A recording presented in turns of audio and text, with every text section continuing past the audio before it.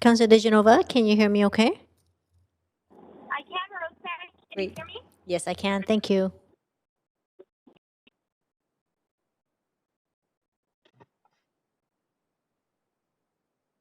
But I mean, I can't seem to get the panel where I press to speak, etc.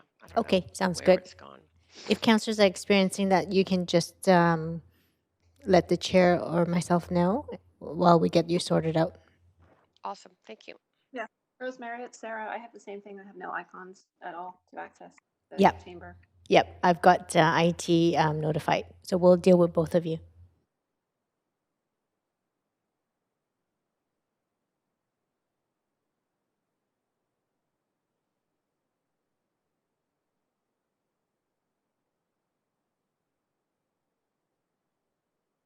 Mayor Stewart, are you all set?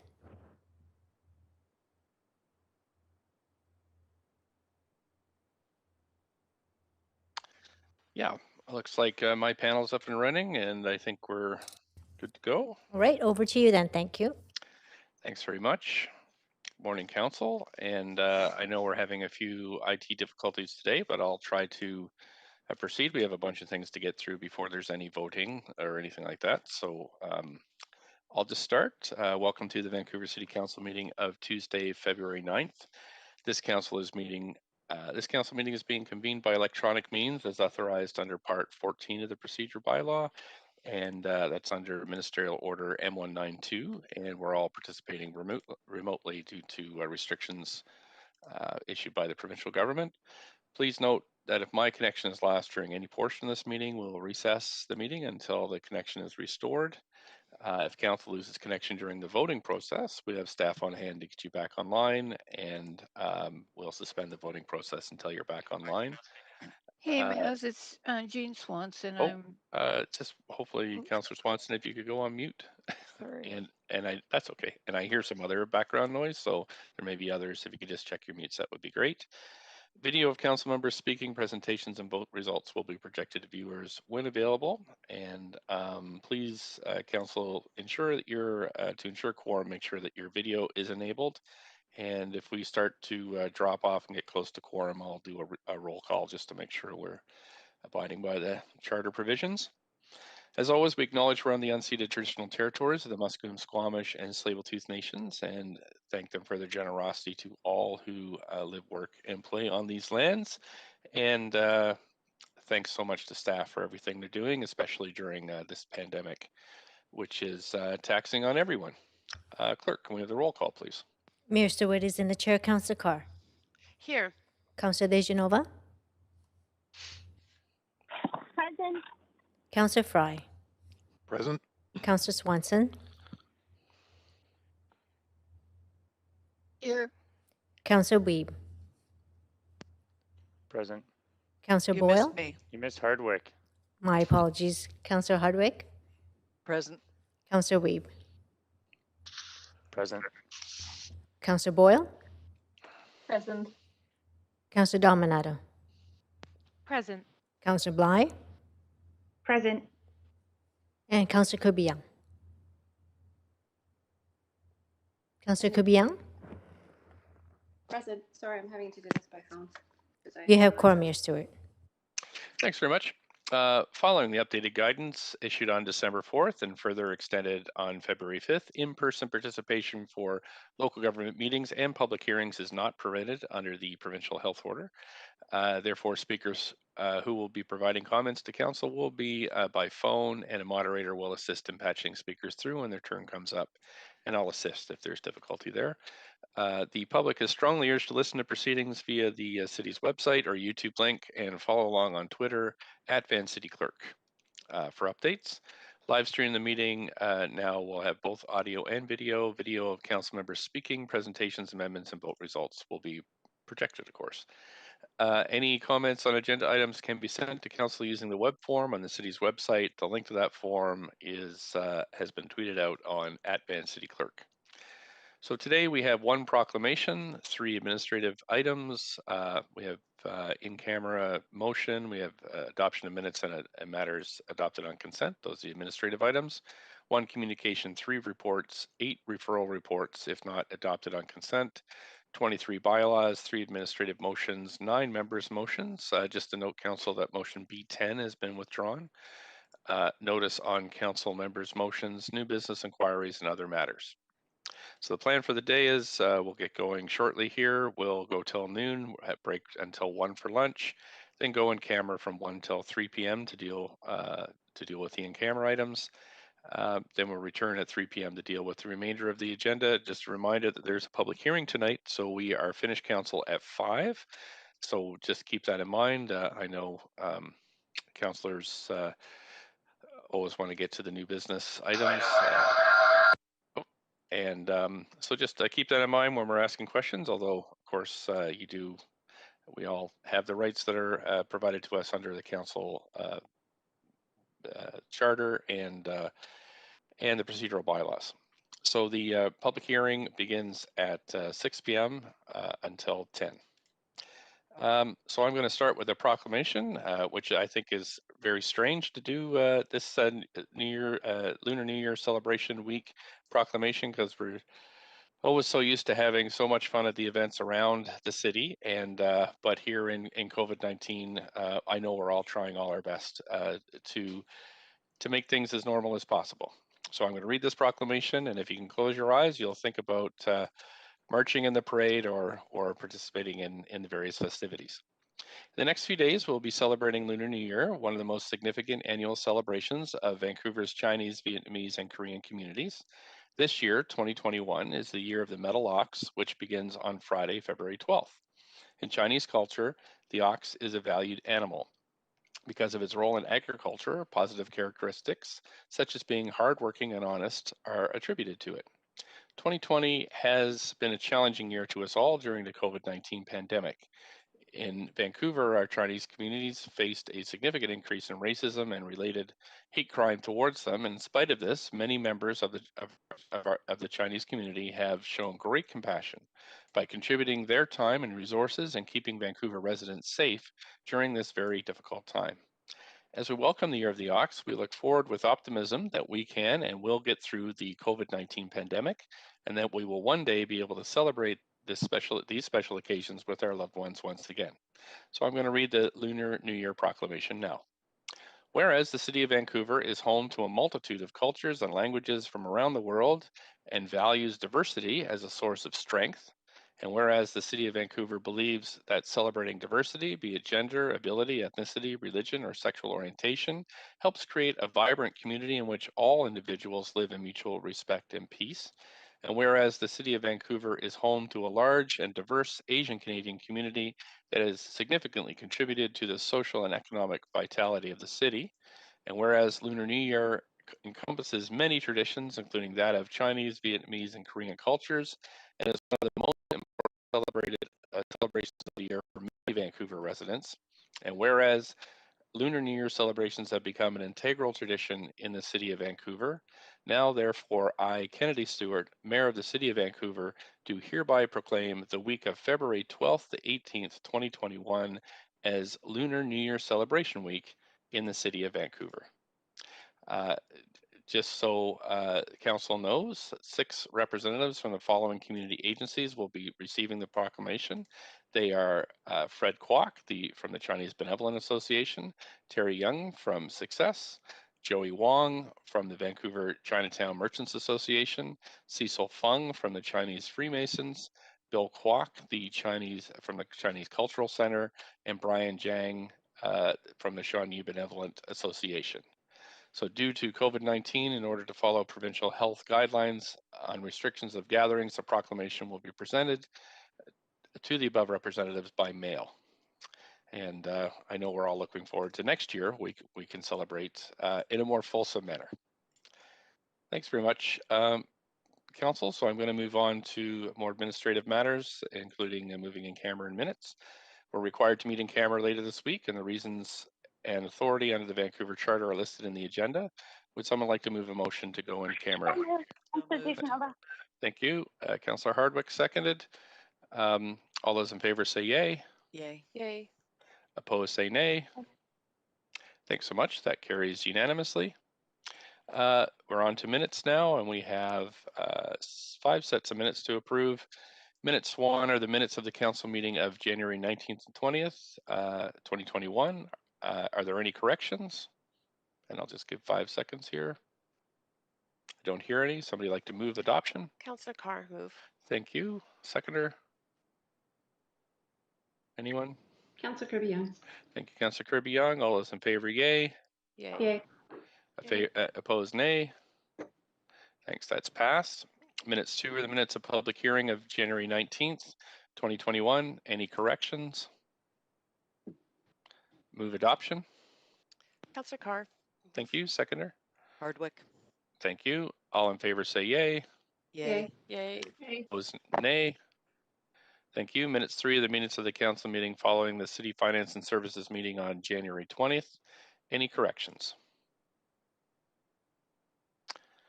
Mover, please. Move Councillor Hardwick. Carr. I think I heard Councillor Hardwick first, Councillor Carr second. Like to, all in favor? Say yay. Yay. Yay. Opposed, nay. Okay, that's done. Minutes 4, the minutes of the public hearing of January 21st. Any corrections? Can I have a mover, please? Councillor Carr, move. Thank you. Kirby-Young. Seconder. Councillor. Kirby-Young. Thank you. Councillor Kirby-Young, all in favor, yay. Yay. Yay. Opposed, nay. Thanks very much. That passes. Last one, minutes 5, minutes of the Auditor General Recruitment Committee meeting of January 29th. Any corrections? Someone like to move adoption? Moved Hardwick. Thank you. Seconder. Second Carr. Thank you. All in favor, yay. Yay. Opposed, nay. Thanks. That passes.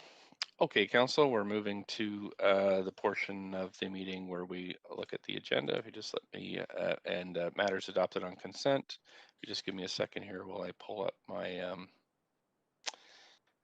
city agenda so I can mark this. Okay, so we have communication 1, reports 1 and 3, and referral reports 1 to 8 on the consent agenda for consideration. We're going to already hold report 2 to hear from speakers. And council may adapt these recommendations in the communication and reports collectively in a single motion. Anybody want to hold these? I'm just looking at the Councillor Kirby-Young. Yeah, I'd like to hold, you're already holding report 2, so I'd like to hold referral reports 2, 6, and 8, please. Okay, so we're just going to mark this. 1 second. Okay.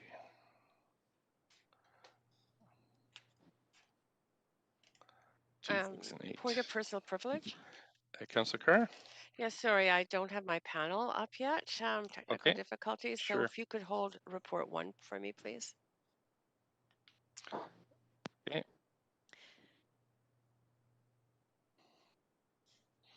One second, I'm just taking some notes here.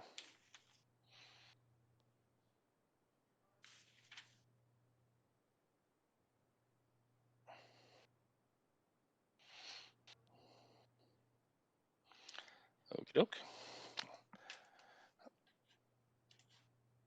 Councillor Hardwick? Yes, thank you. I have a question on communications number 1, changes to the council meeting schedule. We'd have to hold it if we're going to discuss it. Then I'll have to hold it then. Okay. Thank you. Alrighty, I'm just looking here. Sorry, that is item, which one? Communications 1. Communications 1, okay.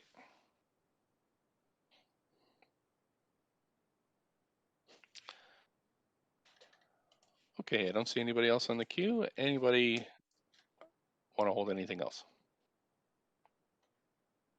Okay, anybody wish to declare a conflict of interest? We'll be voting on items number 3. That's report number 3. Referral reports 1, 3, 4, 5, and 7. I thought I heard referral report 1 was held by Councillor Carr. No, that was just report number 1, which was the street cleaning grants. No. It was referral report 1. Oh, Mr. referral Mayor. report. Yeah. Oh, okay. Thank you. Thanks.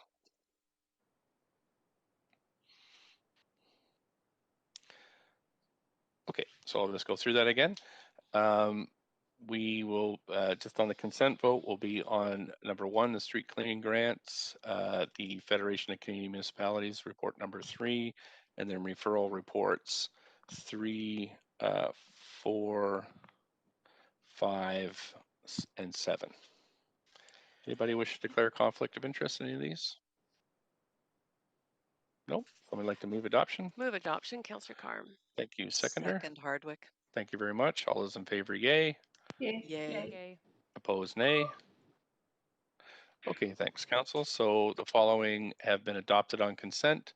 Report 1, the 2021 street cleaning grants. Report 3, the Federation of Canadian Municipalities Green Fund Loan Agreement. And referral reports 3, CD1 rezoning on 1999 East Hastings Street. CD1 rezoning, that's item number 4, referral report 4 on 4138 Canby Street, referral report 5, rezoning on King Edward and Columbia Street, and referral report 7, CD1 text amendment 100 West 49th Avenue. I'll just check with the clerks. We've got that all right? That's correct, Mayor Stewart. Great, okay. Okay, so we're going to move on now to consider the communication that was held by Councillor Hardwick. Councillor Hardwick, if you just want to put yourself on the queue, you have up to I'll just check with the city manager to make sure we have. Well, actually, this might be a clerk who answers this. So, did you want to go ahead, Councillor Hardwick, with your question? Yes, very simply, for the benefit of the listening public, I was just looking for an explanation of the changes to the council meeting schedule, the additional meetings in particular. Okay. The clerks, did you want to take that one? Sure. Thanks for the question through the mayor. In the communication memo, the second paragraph outlines why the reason for us making the change. Typically, at the end of the year of the 2020, we proposed the meeting schedule for 2021, and at that time, FCM conference dates were not confirmed yet. So what we did was only schedule one meeting cycle in June, pending the confirmation of the FCM annual conference. So that has now been set, and we adjusted the dates to accommodate the FCM conference. Great, thank you very much. Okay, would you move that? Happy that to move that communications. Thanks very much. A seconder for that? Second, Councillor Carr. Thanks. And there is an opportunity for discussion here if anybody wants to say anything. Just put yourself on the queue. I don't see anybody there. So I will call the vote on this, and we're going to run the voting system. So some people might need some councillors may need vote assist.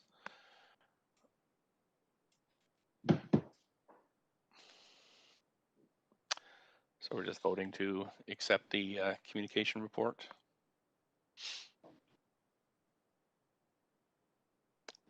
Councillor Weeb, Councillor Swanson, Councillor Dejanova.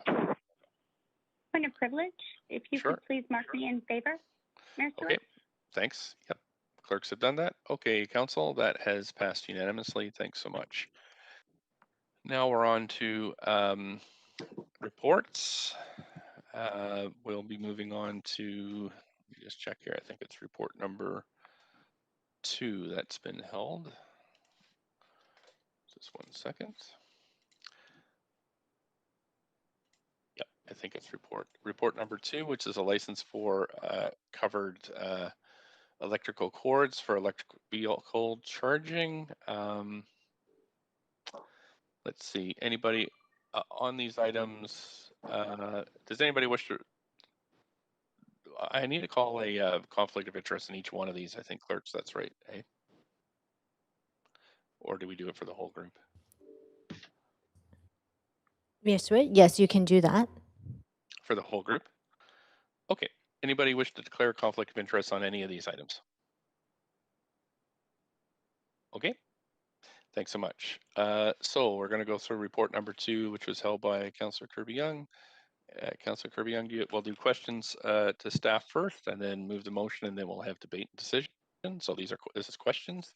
Anybody have any question? Can I put you on the queue? Yep, Councillor Kirby-Young, go ahead, up to 5 minutes. I'm going to check before I start your clock that we have the appropriate staff here. City manager, do we have the? I have a point of procedure. I don't have questions at this time. I have an amendment, but we have speakers from the public to hear. Would we be doing that after questions from councillors? The questions from councillors first, and then we would hear from the public, and then then we would move for debate and decision. Okay. Do we have a report from staff that we can see? I'm not sure if there's a PowerPoint, but I'll ask the city manager. Is there? There is no. Thanks, Mayor Stewart. No, we don't have a PowerPoint, but we do have staff available to answer any questions from council. Great. Okay, thanks so much. So Councillor Kirby-Young, I'll move on to Councillor Fry if you don't have questions. I'm fine, thank you. Okay, thanks. Councillor Fry, up to 5. Yeah, thanks, Mayor. So I just following through on some of the work in the Climate Emergency Action Plan, and I note that it puts a focus on overnight charging, and it also mentions that task 1 of EV charging would be light pole charging. So I'm wondering, if this is where are we expecting these cords to be strung across sidewalks overnight? And are we where are we at with light pole charging?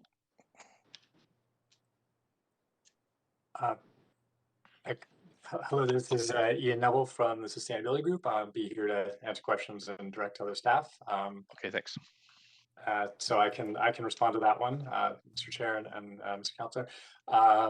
So first off, with your light pole charging platform, that is a separate initiative that we are planning on doing in coordination with our LED light pole retrofits that engineering will be starting down the road on later this year. It sort of has to go hand in hand with those other energy efficiency improvements. So that's, again, part of the suite of different charging options that we're trying to make available to the public. To your second question on overnight on the sidewalk, that is generally when we expect it'll be most likely used, when most people's cars are parked and therefore charging by their homes. Okay, so when it was referenced as task 1 and task 2, that's not a chronological or a staging. No, and I think within some of the neighborhood charging items, there's certainly a suite of them that may not be listed in chronological order, is correct. Okay, so I see in the report that it mentions that these cords would have to be plugged into a GFI outlet, which is a ground fault interrupter to prevent, say, a frayed cord from electrocuting passers-by if it was a puddle of water, say, in the rain. How are we expecting to ensure that? I mean, I think most people may not even know what a GFI is. How are we contemplating that folks will in fact be using a GFI?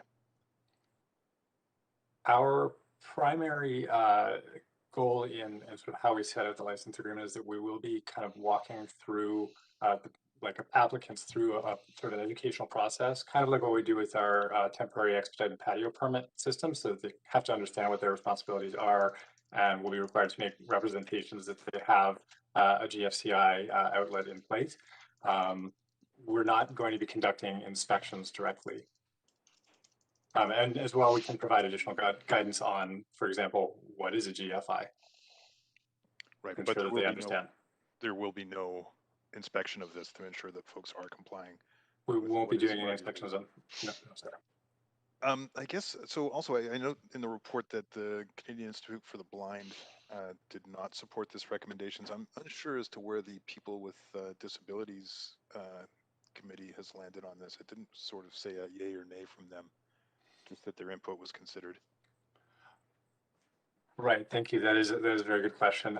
So we did get support from the Persons with Disability Advisory Committee. They did list a number of concerns. They don't hold a vote they didn't hold a vote on this item. So there wasn't like a specific yay or nay. There were certainly concerns raised, which we listened to. They did actually review and make edits to our guidance, which we adopted. For example, moving to a license agreement as opposed to voluntary guidance, because one of the major concerns was around enforcement. So we have heard their concerns, and we believe that we've provided a safe option, in part due to the input they received from the PDAC.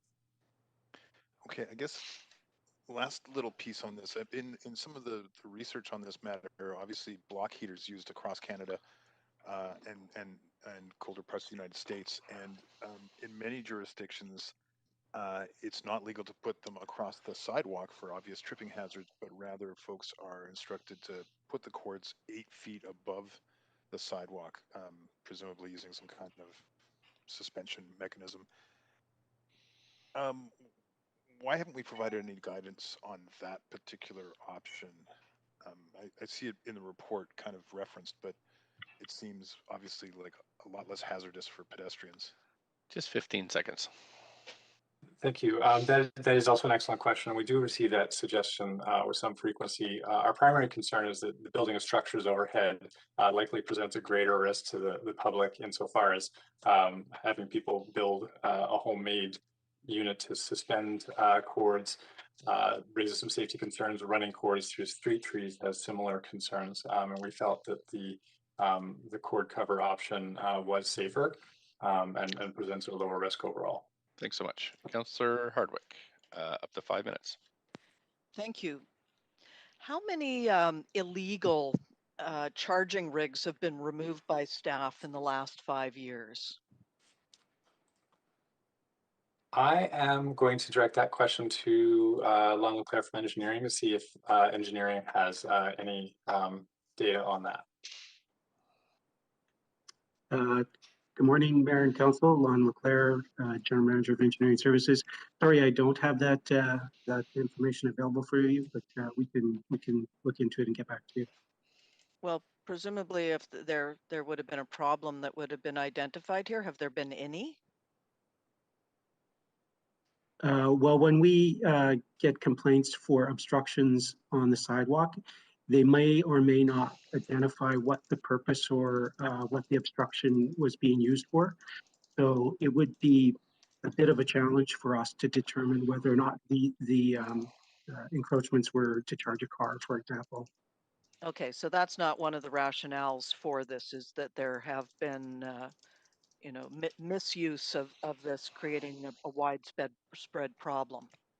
Yeah, no, our bigger issue is about us allowing, being explicit about permitting charging at the curbside and under what conditions we would permit that.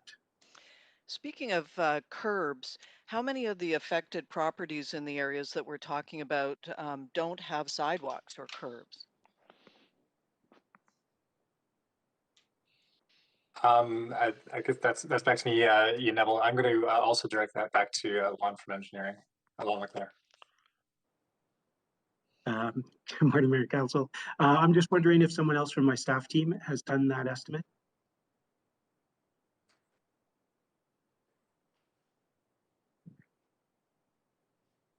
Just checking. Again, this is something we can provide the data for you. It will take us a bit of time. I don't have that ready on hand. And just this is the kind of thing that I would have thought would have been taken into consideration in this report. Finally, in doing this, what is the headcount increase contemplated? Are we looking at having to add additional staff to administer this program?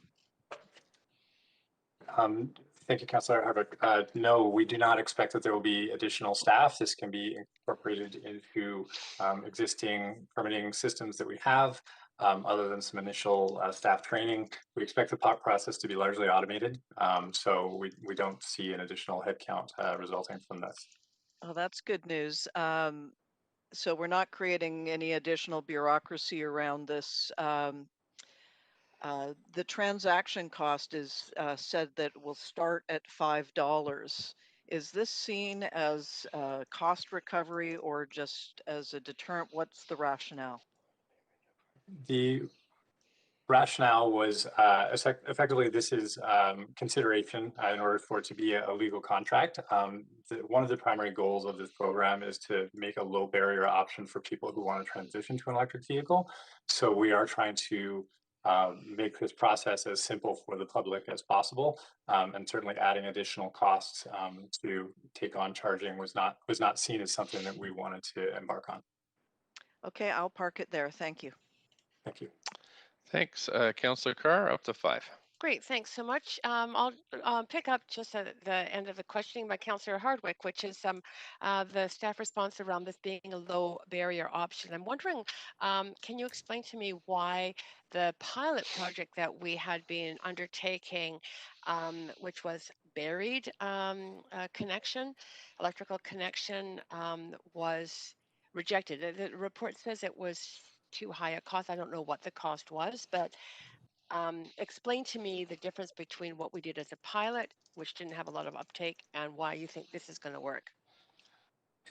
Thank you, Councillor Carr. The pilot had a number of challenges. One of them is the cost of running conduit from a home electrical panel to a curb. There are things like trenching up your yard and so forth, and so it was in the thousands of dollars to do this installation work. The other challenge was, or another challenge was that it was difficult to understand what needed to be done if someone moved. If you sell your home and you have this licensed conduit running through onto public property, what happens to that? And the third challenge is there were some equity concerns since it could only be applied to renters. Or sorry, it could only be applied to homeowners who couldn't, for example, if you were a tenant in a basement suite, this would not be an option that you could undertake. You really had to be the homeowner. So there were a fairly limited number of people who could access this program. Okay, that all makes sense. My understanding is that there are electrical cords being strung now, sort of maverickly around the city, but that there have not been any incidents reported around any accidents or that kind of thing. I wonder if you can if you can verify that and tell me if it's already sort of happening, sort of, you know, serendipitously wherever needed. Why would we want to support this particular program with the rules and regulations around it? Thank you. So I can maybe start by answering your second question, and then I will direct it over to Lon LeClaire on the sort of the reporting or the reports of any incidents. So the main rationale for providing this is to create a set of boundaries around what is safe. So we have a number of requirements around the height and angles of the ramps to ensure minimal impacts to sidewalk users, to ensure that they're safe and non-slip and so forth.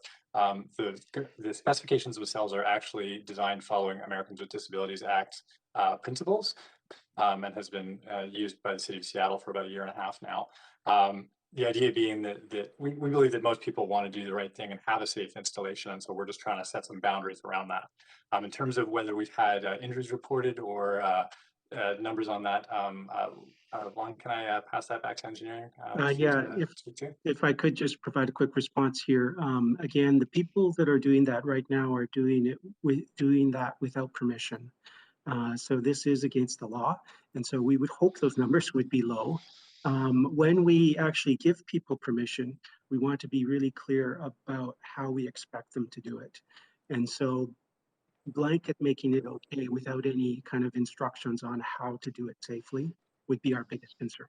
Mm-hmm. Okay. Oh, just one final question. I also read the report around Calgary doing it and having it above ground and mostly for block heaters. And so I was wondering if snow factors into that. I mean, if laying things on the ground when you've got a lot of snow doesn't make sense, so elevating them does make sense. And if snow would be an issue for us here with this. Certainly, I can't speak to Calgary's rationale. I'm not familiar with that particular overhead report. One of our requirements in the specifications is that the sidewalk does need to be clear of snow and leaves and other debris to put this down. So certainly, we expect residents to follow their responsibilities that they have anyway to keep their sidewalks clear. You can't, put a cord cover down over top of, for example, a bunch of wet leaves or snow, because obviously there are safety implications around that. Okay, thank you. Thank you. Councillor Swenson, up to 5. Yeah. So did the seniors committee consulted about this, and what did they say? Thank you, Councillor Swanson. No, we did not consult with the seniors committee. But you did consult with the disability committee, and they didn't take a vote, but they were basically okay with it? Yes, I would characterize that as accurate, yes. But the CNIB isn't. The CNIB is not on board with it. They did not feel that they could get behind anything that crosses a sidewalk. So we've taken their concerns into consideration and tried to adopt them where we can. We certainly understand that those are significant concerns, and one of the things that we see as beneficial with this license proposal is that it allows us to make changes if problems do actually crop up. Would there be a way to like set up this situation and take it down to the CNIB and have them test it out? I would have to, we could get back to you on that. I'll direct the staff and see how we might be able to engage on that. It says here that they've had it in Seattle without any issues. Is it the exact same program? The Seattle program is actually a voluntary set of guidelines. So the actual guidance and specifications are the same. However, they don't have a licensing program or a way to track users. They felt that the guidance was a soft touch was their approach, but they had not received any complaints in the year and a half that it's been operating. And what, how much would it cost for all of this? I'm just wondering if you set it out on the sidewalk, is it going to be stolen? Certainly, it's possible for covers to be stolen. The cables themselves from cars tend to be locked onto the electric vehicle themselves. So I think the individual sort of more expensive equipment would be more secure. Obviously, that's something the user has to take into account. In terms of the cost, these cable covers that meet our specifications can be found for about as little as about $60. Certainly, one can price it up from there. So they're not an overly expensive item. Okay, so I would hate to see people with visual issues getting caught up in these. I think the idea of a test would be good. Anyway, that's it for me. Thank you. Councillor Dominato, up to 5 minutes. Thanks, Mayor. Thanks for the report. Just a couple of quick questions, just around the recommendation specifically about access to city lands adjacent to their property. So in some instances where individuals may be living in, for example, row homes, townhomes, but their home may not be directly adjacent to city property, would not be able to take advantage of this. Is that correct? That is, I suppose, would be a matter for how they want it. In a townhome example would be how they could work it out with their neighbors. On private property, we're not really having a say. This is really how it crosses public property. So we would leave that for them to work out with their neighbors. If I could just offer, though, in general, all property it fronts onto a street, a public right of way. So it is a requirement. And so typically those would be strata properties or have something where they actually are part of a property that abuts the street. Right, so they just have to negotiate something within the strata framework if they're parking on the street to access the building itself, even if it's not their unit, which might be not, there may be units, I guess what I'm getting at, are that are not actually directly adjacent to city property. That's right, but they would be on property that is. That's okay. right. Yeah. Okay, perfect. And then in that context of whether it be a single detached home that may have multiple dwellers or strata property or rental property, is there any limitation on the number of vehicles that could be charged at curbside from a property? So if you've got, for example, multi-generational living, you've got people, maybe families that have more than one vehicle, or you've got individuals renting a unit, a suite, and homeowners above, or even with a rental building, I'm just trying to contemplate, could you have 4, 5, or 7 cords running along one sidewalk if it's abutting to that property? Is there any limit or cap? I think in general, what we find is that the multi-unit buildings often have a lane access or have some sort of parking where charging is possible. Really, this effort is to address those properties that don't have a lane or don't have a garage, and they can't get their vehicle close to an electrical outlet. And so under those circumstances, we wouldn't expect multiple cords across, but it is possible where there's a laneway house and a main house that you might see it too. Okay, Or thank you. basement three. And then last question is just the SEEP report, I seem to recall contemplated city infrastructure around sort of charging hubs, because we do have spaces in the city and some underutilized parking lots and other places that could be sort of service hubs for charging stations within a neighborhood. Is that work ongoing? And will there be a report back later this year on that? Yes, thank you. That work is ongoing. That's again part of the sort of suite of initiatives I mentioned earlier. So we do still plan on piloting some projects around that. It requires a fair bit more sort of community and stakeholder engagement to sort of understand where we can start, but absolutely it's part of the plan. Okay. So great. that would Thank supplement you. this. Okay, fantastic. Thanks. Thanks. Councillor Kirby-Young, up to 5. Yeah, thank you, Mr. Mayor. I just wanted to follow up on that question and just in terms of characterizing maybe a bit more, with adding a little bit more color as to who this is actually going to apply to and who it isn't. And is it really fair to say that it's, new buildings require charging infrastructure? The city and workplaces are putting in more charging infrastructure. If you have a single family home and you have a garage, you probably have the ability to put in your own equipment. So we're really talking about people that either have maybe an older home that doesn't have access, or potentially renters, people in secondary suites, others that, just simply don't have the same type of access. Is that a fair kind of assessment of who we see actually utilizing this? Yes, I would say that those are our primary targets, and as well, obviously, there are a number of homes and neighborhoods throughout the city that don't have any off-street parking access that would be sort of part of that. But yes, you're characterizing that accurately. Okay, and is it also fair to say that this sort of staff would sort of view this as temporary, and you would see less reliance on something like this over time as battery technology improves and can run for longer, and there are other charging options available in commercial locations, workplaces, public charging, that kind of thing? Absolutely, we don't see this as being the permanent arrangement. It's really partly to help as all other forms of infrastructure scale up and just to help as many people transition to an EV as quickly as they want to. So it's sort of a bridging measure, if you will. That's correct. Okay.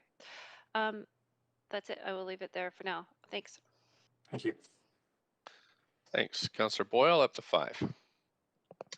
Thanks, and most of my questions were asked by my colleagues. I'm just wondering if you can speak a bit more to the option that we've heard.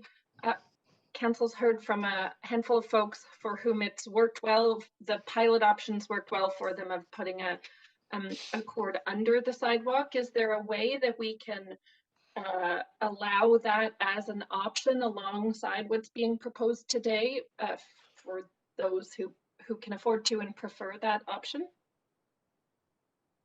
Thank you, Councillor Boyle. I would say that that is certainly an option that is worth pursuing, and it's something under consideration. I would say it has a number of other things that we probably have to determine in advance. I mentioned, for example, how to manage these assets if someone moves, for example, and I think there are still a number of questions that we haven't answered from that initial curbside pilot. But certainly, I don't see a reason, if we can sort those out, why both options couldn't be available for those people who want to undertake it. The license agreement itself was a fairly effective approach. Okay, and on that vein, would staff need any direction to continue looking at how that option could be incorporated as one of the options that's allowed, or is that already part of what's being looked at? It's actually not mandated right now. We don't have any direction to pursue sort of an update to that original sort of underground pilot. Okay, so this, what's being proposed today theoretically could move forward so that we have some way that we're starting to manage and support this issue that we're already seeing. And if council were interested, we could also give direction to continue to look at another option to go alongside it. That seems reasonable, yes. Okay, I think that's all my questions. Thank you for this work. Thanks so much, Councillor Dejanova, up to 5. Thanks so much. I just have a few questions for staff. And the first is, you're the experts. Can you tell me where inductive or wireless charging is these days? And if we can expect that to be expanded soon? Thank you, Councilor DeGenova, for that question. There have been engineering standards to kind of standardize how wireless charging works that have been introduced. It hasn't become particularly widespread in the industry yet. There aren't really any vehicles that are coming sort of with built-in wireless charging receivers. So I think we're still a number of years out before that we see that being widespread. Certainly it's something we're tracking because we could certainly see a number of situations where it would be useful within the city once it becomes a more mass market type of technology. And what's the cost on adding a receiver? I don't have that information handy. It would probably depend on the brand, but we can certainly get back to you with that based on what's available now. Okay. Just as we're looking at sort of, you know, SEEP and years of cars is what I understand staff is sort of looking at moving forward. I would assume that if the technology is going to improve, that this may all be redundant if we look at inductive or wireless options for charging. Is that a concern that there would be an investment in this and then we would move forward quite quickly to something like inductive or wireless charging? Well, with this particular proposal for today, it's probably not a significant investment since we're only proposing the use of temporary cords and cord covers. With, for example, our existing public charging infrastructure, if wireless charging were to become more widespread, a lot of the cost that we have spent is actually all the infrastructure leading up to the charging station itself. The charging station itself is essentially the appliance on the end and would be interchangeable. So I wouldn't describe it as a stranded asset necessarily. We can certainly work with those technologies as they evolved. Okay, thanks. And I understand from the answers to Councillor Hardwick's question that you could do this within existing staff resources for citywide implementation of these recommendations. That's correct. So I'm just I'm curious because recently we dealt with veterans parking and it was going to take 2 full-time staff members to administer that parking program. So is there a reason or a way that we allocate, like, is it the number of hours that it would take staff per year, per month, or is this a one-time implementation and then it should be able to run and flow on its own? Is that why there's a difference there? I can speak to this one, and then I might direct one of my colleagues in engineering to talk about the sort of the staff up in other areas. But with this one, we see it as being a largely automated process. We don't see there being a lot of staff time spent on administering or reviewing these licenses. And because enforcement itself would be on a complaints basis, it's not going to be like we're having people out walking the streets looking for violations of the license. So we see it as being a fairly light touch compared to some other programs that we have. And so perhaps I'll direct to Lon or Scott Edwards to maybe respond to other parking staff changes. Yeah, because it would just be another one of the permits that we issue. It's a pretty straightforward program for us to administer. In terms of I think what you're referring to was the report where we had looked at providing free parking for all veterans.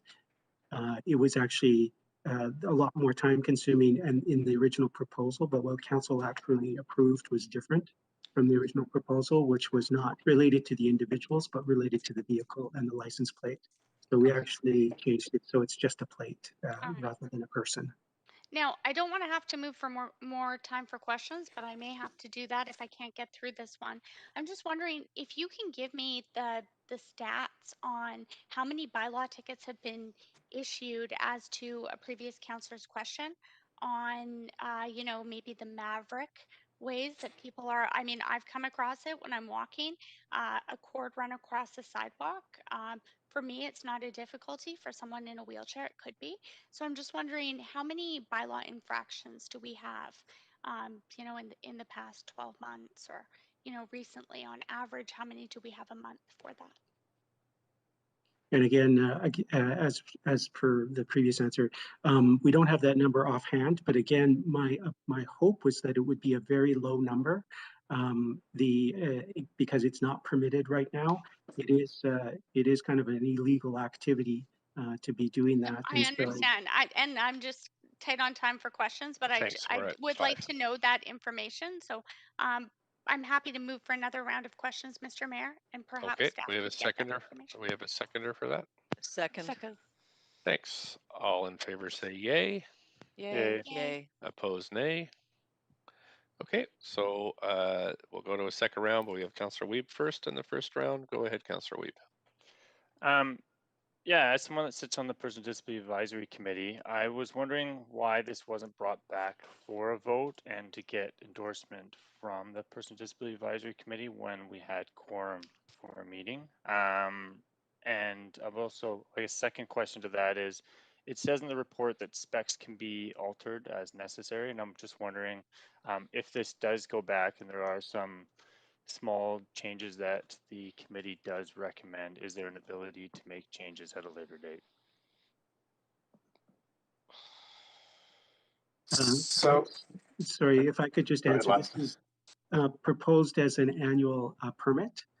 So what the value of that is that allows us to give new instructions if we've kind of have new requirements or guidelines, that the individual can kind of get the new information when they renew their permit. Okay, so this would basically be piloted for the first year, and if there's changes or things we need to update, then we could update that a year from now. Is that correct? Ian, do you want to speak to your plans moving forward? Thank you. Yes, we actually will be in a position to make changes even on an ongoing basis if we discover that there are challenges with this. One of the advantages, again, with this program is that we will have the ability to communicate with licensees and make those updates. But certainly after a year, if there are changes, those will be, made clear to re-applicants. And that will be, the case every year. We expect it will always be an annual permit to ensure that everybody's knowledge is refreshed and updated to our latest understanding. Do we have ability to go back to the Person with Disability Advisory Committee with the final report to do one more kind of to get feedback on the final recommendations? Is that something we could do in the next few meetings? Thank you for that question. I will have to get back to you on that, unless Lon, I see you jumping back in there if you were looking to answer. Yes, of course, we can do a check-in with the group again. Okay, perfect. Because yeah, I just had the chair email me on this issue. Second question is on the importance of getting licensing. Does that help us mitigate risks, and does that also allow us to ensure that if we do make tweaks as necessary, that we have the correct contacts to ensure that the program continues? That's correct. That allows us to make those changes to communicate with the users as well. It's really the only method we have in order to get an applicant to indemnify the city. So it reduces our liability as well. Perfect. Thank you very much. That's all my questions. Thanks, Councillor Deschanova, second round. Thanks so much. I wasn't sure if staff might be able to have that information or could let me know when they'd be able to get that back on how many bylaw infractions were issued citywide for, I suppose, running a cord over a sidewalk or inappropriately plugging in your vehicle. Again, we can see what we have, but because of the way infractions are recorded in terms of encroachments, it's very possible that the bylaw enforcement isn't clear about what the purpose of the what the purpose of the infraction was. Meaning that if there was a cable across the sidewalk, if that was used, to, power a lawnmower versus charge a vehicle. Okay.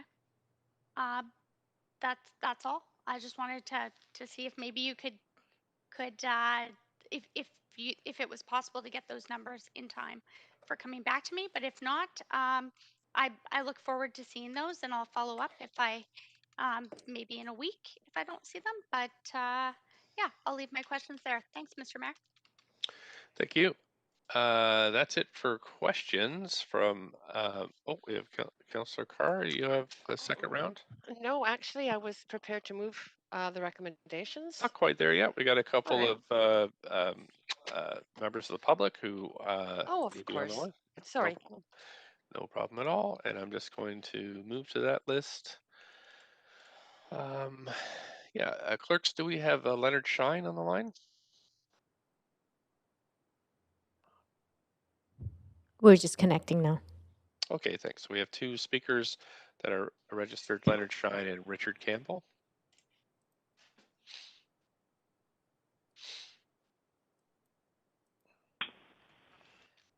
Leonard Shine, are you on the line? Yes, I am.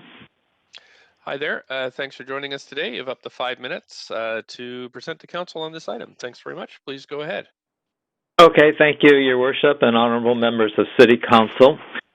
I'm in favor of the recommendation from the General Manager of Engineering Services to allow homeowners and renters to charge their electrical vehicles on city streets. However, I'm not in favor of limiting them to just running their extension cords over the sidewalks, but I'm in favor of giving occupants the option of running their extension cords under the sidewalk as well. Like many of you, because of COVID, I've spent much more time walking daily. Mainly, I walk in Pacific Spirit Park or along our beaches. However, I've been walking also with friends, only one friend at a time, of course, in many neighborhoods across the city, including Kitsilano, Dunbar, East Vancouver, Kerrisdale, and Mount Pleasant. I've noticed that people have put extension cords to their cars without covers, and not only is that a safety issue to me, but it looks very ugly. I've also noticed that many people have, or some people have put extension cords under the sidewalk, and you walk by them and you don't even notice them. And I recently talked with a friend who lives in East Vancouver and is thinking of buying an electrical vehicle later this year. She said in her neighborhood, anything left outside, including an extension cord, would be stolen. Deloitte did an automobile consumer study last year and found that 37% of the population would not buy an electric car because of a lack of charging infrastructure and the time it takes to charge a car. Phase 1 chargers, which are the ones recommended, which are 110 to 120 volts, the type of current you use for your holiday lights outside, they charge at the rate of 6 to 8 kilometers per hour, depending on outside temperature. Therefore, if someone drives their car for 30 kilometers in a day, they would need to plug their car in for 5 hours. If they drive 60 kilometers in a day, they would need to plug their car in for 10 hours. If you think about taking in and out daily your extension cord, as you're only allowed to have your extension cord across the sidewalk when you're in charging, that means for someone using a car for work, they'll be charging in the evenings or overnight or most likely on weekends.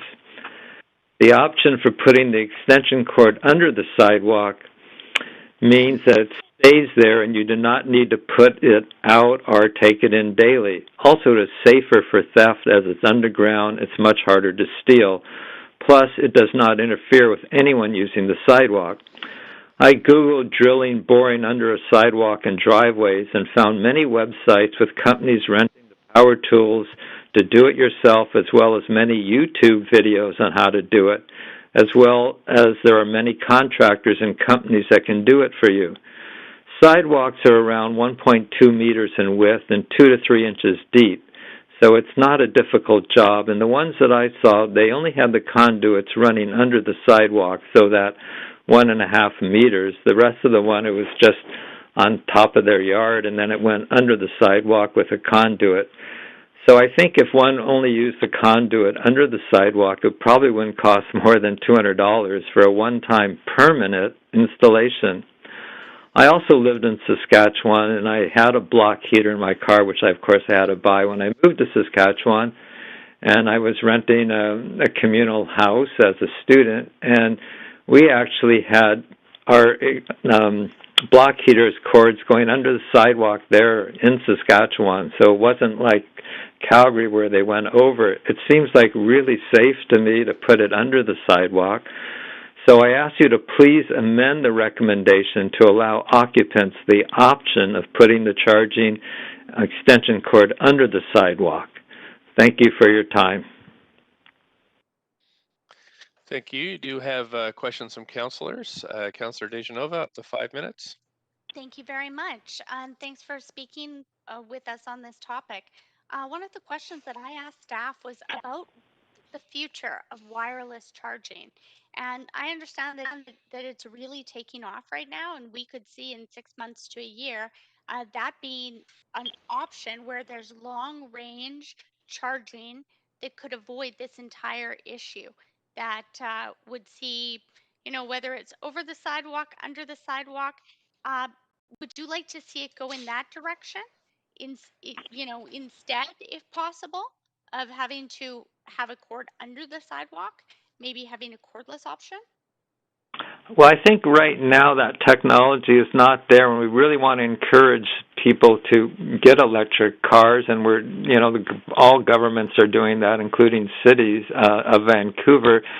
If you look at a country like Norway, where they have this last year, I think, with close to a third of the cars sold were electric. I think today we want to start it today, and for someone to hire a contractor to spend a couple $100 to put under the sidewalk, and the extension cords you use are the same outdoor extension cords that you use for light.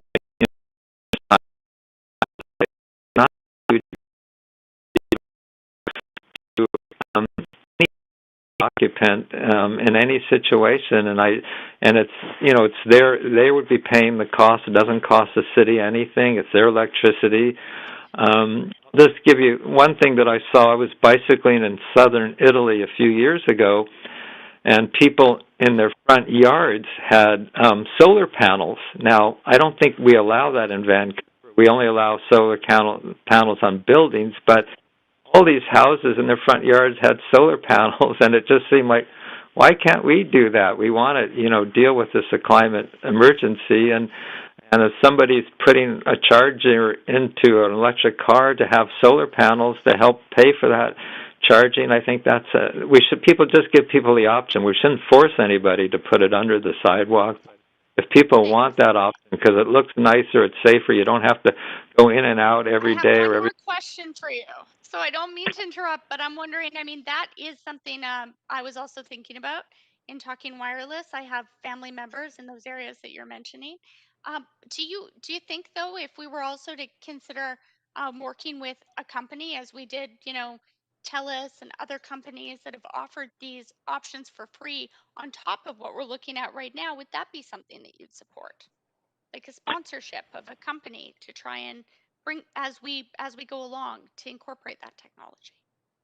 Sure. I mean, we Vancouver City uses Shaw for our bike share. I think if any corporation wants to pay for something, as long as they're not really, if they're providing a good service to deal with our climate emergency and it doesn't cost the taxpayers any money, I don't see a problem with that.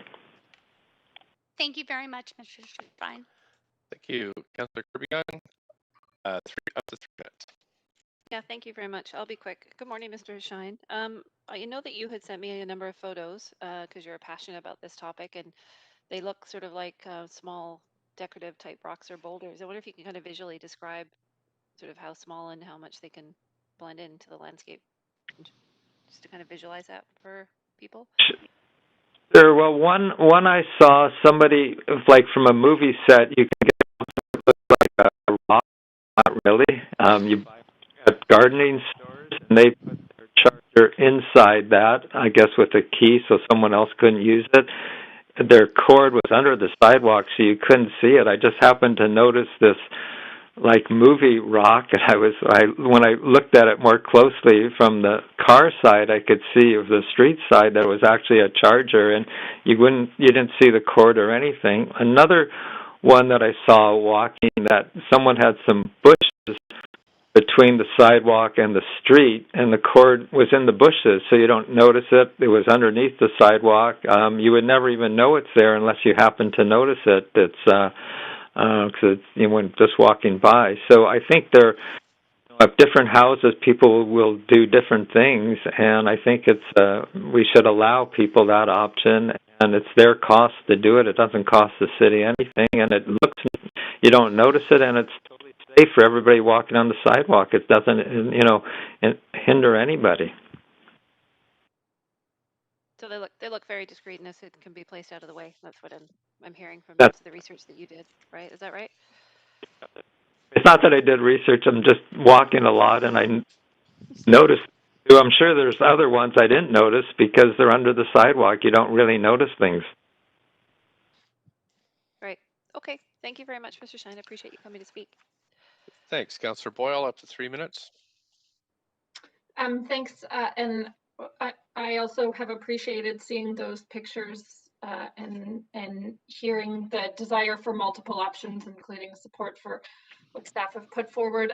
I'm curious to hear the licensing approach with a $5 sign up online license so that we can keep track and update folks. How does that sound to you as someone who is an electric vehicle driver? Yeah, no, I think $5 is reasonable. I mean, I think I think yeah, I don't have a problem with the city charging $5. No. Okay, great. Appreciate again all the information on this, and thanks for calling in. Thanks so much. That's it for questions. I really appreciate you participating today, Mr. Shine, and I'm going to move on to the next speaker. Hi, Mayor and Council. Can you hear me?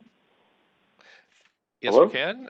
Hi there. We can hear you. Please go ahead. Up to 5 minutes. Hi, Mayor and Council. It's Richard Campbell. I'm a resident of Vancouver. And further to the previous speaker's suggestion, I would say that the only option that should be allowed is going under the sidewalk, and obviously more work needs to be done there. Furthermore, I have fundamental concerns about the process here, particularly regarding equity. It's becoming clear that there, as in all governments, there's a lot of work that needs to be done here, and there's several issues with the report and the process, including, as others have brought up, that basically ignoring the problems that the Canadian or the blind, or sorry, I can't remember the name, the Canadian Suit for Blind have with it. And, furthermore, what the city should be doing is they should be hiring disabled people with a range of the challenges that have the proper training, and they can have the resources to do engagement, so the city can provide these recommendations in-house. Having unpaid volunteers with very little resources to do this actual research when there's a huge range of challenges that disabled people face, it's not realistic, or it's not going to get where it needs to go. Specifically here, there's been a lot of unpaid volunteer work by disabled people that have told the city the sidewalks are a problem. And thankfully now the city is listening, and soft-cut concrete are the standard. So it's this nice, smooth service. So people that experience pain when they go over bumps, they don't have that problem. That's a big concern here. Essentially, these are big speed bumps in the sidewalks. And while I don't know if it would be a problem, that certainly hasn't been addressed. So you really need to pay people to give you the advice that you need on this, and that hasn't been done here, and it seems like it's not really being done anywhere. So you need to fix that problem first, and then redo these recommendations and come back with something that is really going to work for people, especially those that have been disadvantaged the most by society. And then the other problem with this report is it makes these equitable arguments that really don't make much sense. Electric vehicles are expensive. Most of them are sold by the richest man in the world. So to say that people can't afford to spend a bit more money on this, that can afford these vehicles right now, it really doesn't make much sense, and it's almost weaponizing equity to make the argument that you want to make anyway. Maybe in a few years, when electric vehicles are less expensive and more widely available, that would make sense, but we're certainly not here yet. So let's go back. Let's look at the option that the last speaker said and the other options. But, I don't think you have the information or done the work to push this recommendation forward right now. And while there is a climate emergency, sometimes it takes decades for cycling and walking improvements to get on the road. So people can't even get around the city walking, cycling, and rolling right now. So maybe let's focus efforts on that we know is clean and green. And the few people that are doing this that would benefit from this, they can wait a few months longer until we get a more equitable option that we know is going to work for all disabled people, and it's not going to create more clutter on the sidewalks and tripping hazards or whatever might happen. But the city needs to start doing this right. And I think now is the time to say, no, we're not ready to make this decision. We need more information. We need to involve more people in the process. We need to look at other options. Then in a few months or whatever it takes, you can come back, with this, and hopefully the light poles, which I think is a far better option than these things on the sidewalks. And yes, there's a climate emergency, but there's so much other work that that needs to be done there, and there's low hanging fruit. Let's make sure things aren't made worse for the people that already have so much of a challenge due to the poor built environment of our city. Thank you very much. Thank you. I don't see any questions for you. So, Councillor Kirby-Young, questions? No, not questions. I'm happy to move the motion, and I have a referral amendment. Right. So I just wanted to thank the speaker for coming today. And you don't have any questions. So Councillor Kirby-Young has moved the motion. And do we have a seconder for that? Second, Councillor Carr. Okay, I heard Councillor Carr first, so I'm moving to the main queue. Councillor Kirby-Young, you have up to 5 minutes for debate and decision. Yeah, thank you. I'll provide some context for council on this. As I mentioned off the top, I would be bringing an amendment, and I think it's really in the spirit of recognizing that this is an interim measure and staff are trying to be nimble and providing an option that is cost effective and easy for people to fill a gap that we have as technology advances and infrastructure develops. And what I was particularly pleased to see in this report was sort of a note that this wouldn't require additional staff and resources, but I'm also cognizant with the COVID budget challenges we have, which are significant, that anytime we can alleviate some work for staff, it's a good thing. And also the fact that the City of Vancouver often gets criticized for the amount of process and red tape and regulations that we have. And so hearing that Seattle took the soft approach, did not require a license, has not had complaints or issues with it, and I think that there is an opportunity for Vancouver to do something nimble in that way. That's the intent of bringing this referral motion forward. It is framed after consultation with staff and with legal in this way, and I understand from staff that this is something they think they would be able to bring back very quickly. It would not pose an undue delay. And so that simply that this could be the standards could be communicated. I think public education is the key to this, and it will be important to do that. And I know that our city comms and other teams will do that to ensure that people are aware of the standards. But given the fact that it seems to have worked in Seattle and the fact that enforcement will only be on a complaint basis and leaving our staff to sort of work on all the other licensing and small business things that really have an impact, I think that this is a sort of a win-win. So that's the spirit of the referral motion. And if any councillors would like to add any additional considerations for exploration of some of the other technology to this, based on the discussion I've heard, I'd welcome that. But I think that the first piece could sort of certainly stand on its own. And as I said, come back to council very quickly. That's my understanding from the acting city manager this morning. Thank you. Thanks. I'm just going to stop your clock here, Councillor Kirby. Yep. Thank you, Councillor Dejanova. Just before we move on, just wanted if clerks could pull that up on the screen. I don't. I'm just looking at the orange cone and I don't see it up on the public screen. There we go. There it is. So this has been moved and seconded. So I'm going to move us to an amendment queue. Anybody want to speak to this? Councillor Carr, up to 5 minutes. Yeah, I am supporting the main motion. I am not supporting the amendment. I'm not. I actually have also circulated an amendment to provide direction to staff to continue investigating some of these issues, but I don't think the whole report should be sent to staff. And I'm particularly concerned about the detail in this recommendation for referral to not require a license agreement with the City of Vancouver.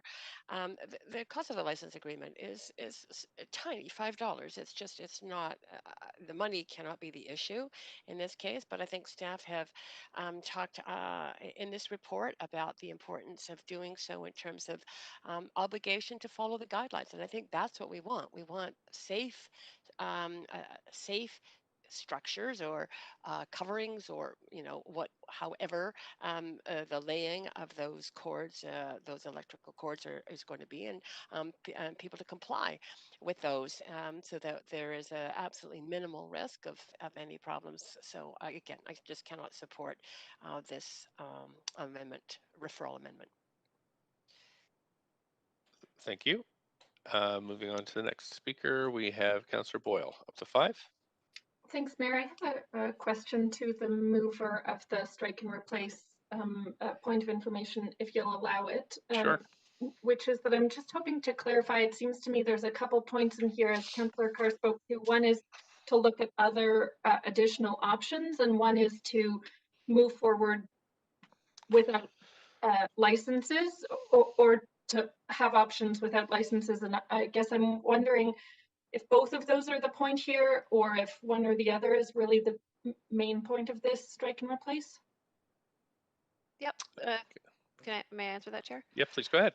Okay. Yeah, thanks for the question, Councillor Ball. No, the intent is to support the staff recommendation as described and brought forward, but simply to eliminate the license component and requirement, and that's the gist of the referral motion. Okay, I appreciate that. So I will also say I support looking at other additional alternatives in addition to what's being proposed. But again, as we heard from staff and as Councillor Carr spoke to, I think the license is minimal. It requires no staff. It's easy for the user, and it seems like both an important piece in terms of legal aspects, but also an important piece in terms of staff being able to monitor where this is happening, how widespread it is, if it's clumped in certain places, and to update those folks with any changes in the requirements. That all seems pretty critically important from a safety and compliance and a monitoring perspective. And so I won't be supporting this strike and replace. I don't think it's necessary or responsible to be going forward without that piece in place.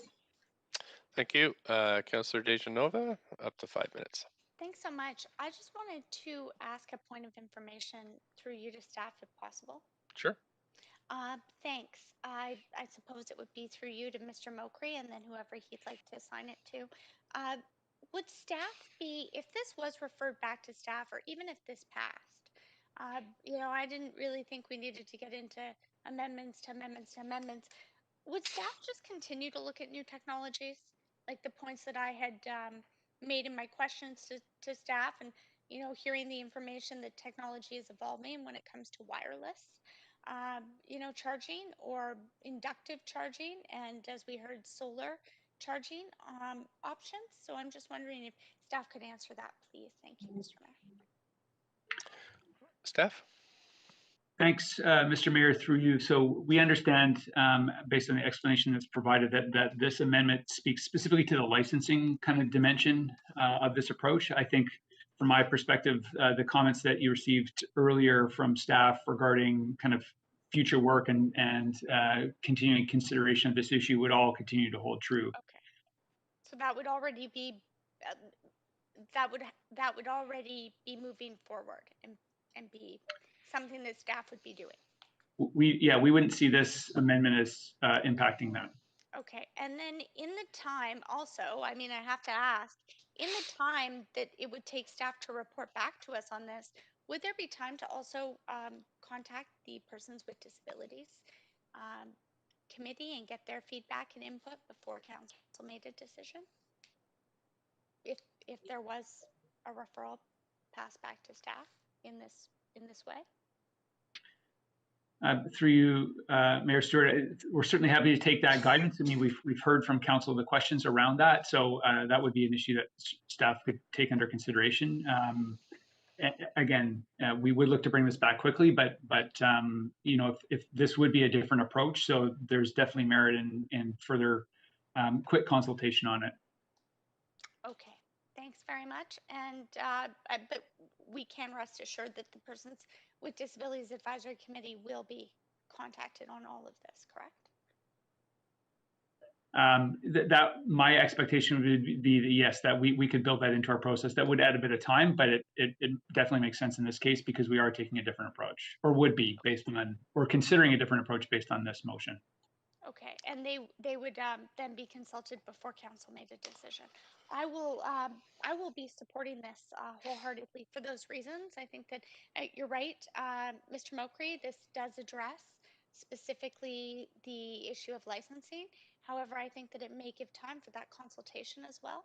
And I'm just very encouraged to hear that staff will continue to move forward in looking at new technologies. So for that reason, I certainly also support this amendment moved forward by Councillor Kirby-Young, and I think that we should make sure that we're considering all of our options. Thank you. Thanks, Councillor Dominato. Up to 5. Thanks, Mayor. And just brief comments on this with respect to the amendment. I don't believe the intent of the amendment was with respect to in reference to licensing agreement. The subject of cost was brought up. I don't think it's around cost. I think what I heard and what I think is critical here is that this is about creating more regulatory red tape and reducing that. And I think that we've seen other examples that staff cited in other jurisdictions where they set guidelines and a framework that people are expected to follow. There's an education component. And if there are any challenges, there's also a clearly identified complaint process or complaint appeal approach. And I don't think this is an item that requires and necessitates a licensing framework. As we've heard from citizens in the city, they're actually feeling overregulated, and so I would like to see what other options might be possible. There have less burden, and so would look forward to seeing those options come forward.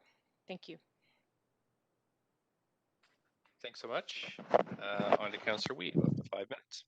Yeah, I won't be supporting the referral. I do think that it's important that we do have an agreement to indemnify the city, as well as I think it's important for us to have the names and information of who is in charge of one of these cords if it doesn't meet compliance, because it would take a lot of staff time, recognizing that we've done some of this work in the BIA where it can take a lot of staff time to figure out who is the operator of that. And I think that we're trying to reduce staff time on this. And so I think it would be smart to have quick information to ensure that we can enforce compliance when there is an issue. So I will be not supporting this. Thanks so much.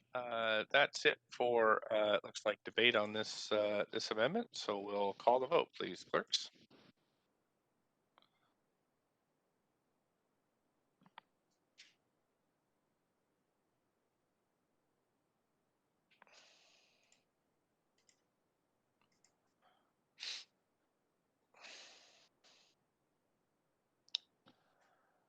Okay. So that's a tie vote. And the result of a tie, that fails.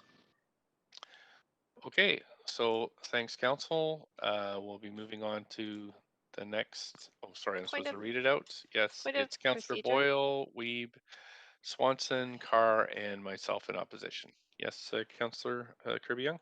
Yeah, just a quick point of procedure, if I could, Mr. Mayor. I noticed it said that Councillor Fry was absent from the meeting. I just want to confirm that that was the case and he didn't have any difficulty voting.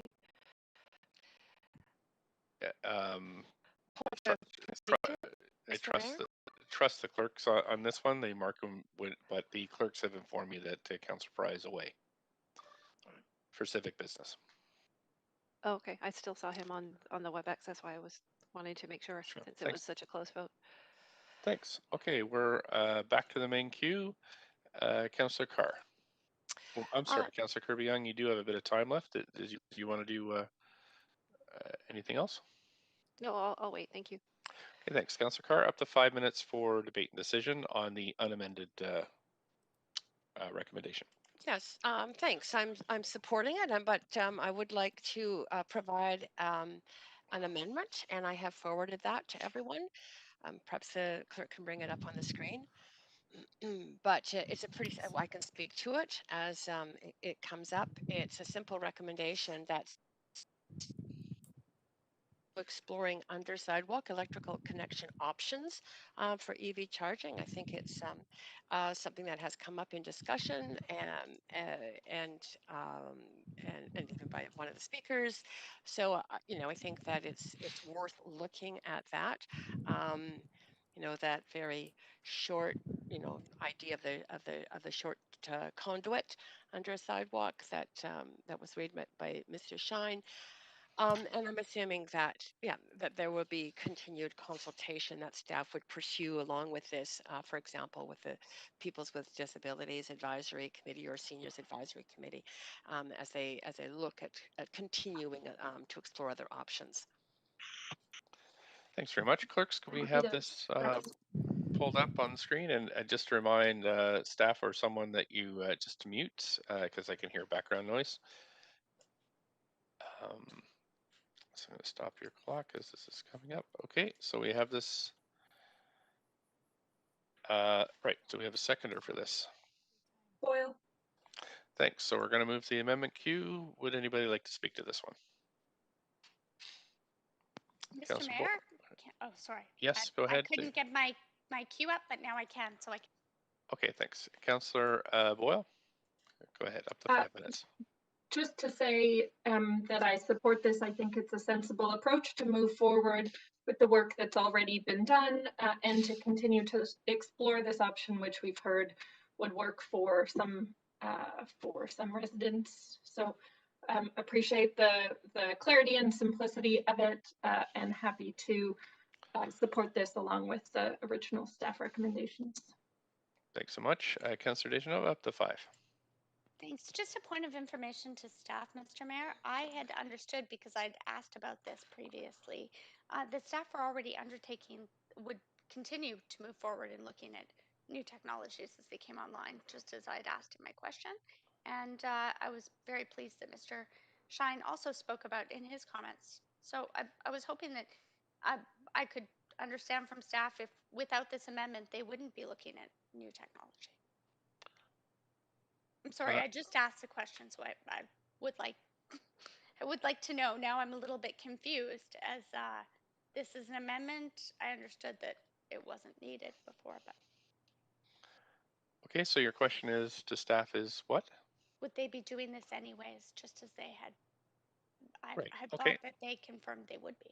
Thanks. Staff, do you have, would you be looking at under sidewalk electrical connection options in the future? Yes, I mean, I think there's a question around maybe two questions if I understand. One is around new technology and one is kind of under sidewalk versus over sidewalk. Obviously, this amendment talks about kind of cords or charging infrastructure underneath sidewalks. So, that's clear direction to staff if council were to adopt this amendment. In terms of the technology piece, I'm not sure at this point I have anything to add to what we've said to this point. But yes, that is something that we're looking at. Thanks, Okay, so it's already something you're looking at. I'll support it, although I do feel that it's a little bit redundant considering staff just answered that. Again, as I'd said, I wouldn't put something forward if staff was answering it, but if we have to do this, I will support it.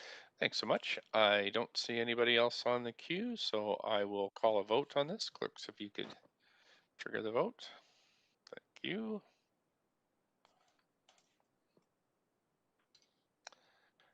Councillor Kirby-Young, Councillor Dejanova. There we go. Clerks will pull up that vote. Thanks very much. That is, that's been passed unanimously. Thank you so much. And right, now we're going back to the main queue. I have Councillor Carr. Councillor Carr, do you? Yeah, I'd like to speak to the motion. Okay, please go ahead. About 3.5 minutes. Yep. Sure. I think this is great. I mean, we have to move forward with in every way we possibly can in this city to figure out how we can create transportation, in this case specifically transportation infrastructure that's going to reduce GHGs and meet our obligations to tackle the climate emergency that is accelerating around the world and affecting us here. So we know that that there is an interest by the public that things have started to happen, even in a sort of maverick kind of way. This is a method, an approach, which will provide, I think, greater public safety and also information for staff to use to be able to plan better our EV charging infrastructure throughout the city. So I really like the fact that there are guidelines. A license is required to follow those guidelines. The license fee is minimal, so it's not a barrier financially. That information will be collected. So if there are any problems, as Councillor Wee pointed out, staff can easily find out who the infrastructure belongs to, and therefore can rectify any problems. That we are going to have staff continue to explore under sidewalk options, that maybe ones that are more reasonable in terms of cost. But we haven't seen incidents of problems so far. There, I know, is an anxiety about that, but we haven't seen that play out here or actually in Seattle. I've talked to staff about the fact that they don't have any reported incidents and they do this kind of charging. We're following their guidelines. And in a year and a half of them doing it, there haven't been any incidents. So I'm confident that this is a good approach and will move us on a way to our very clear commitment for climate action. So happy that staff brought this forward so quickly.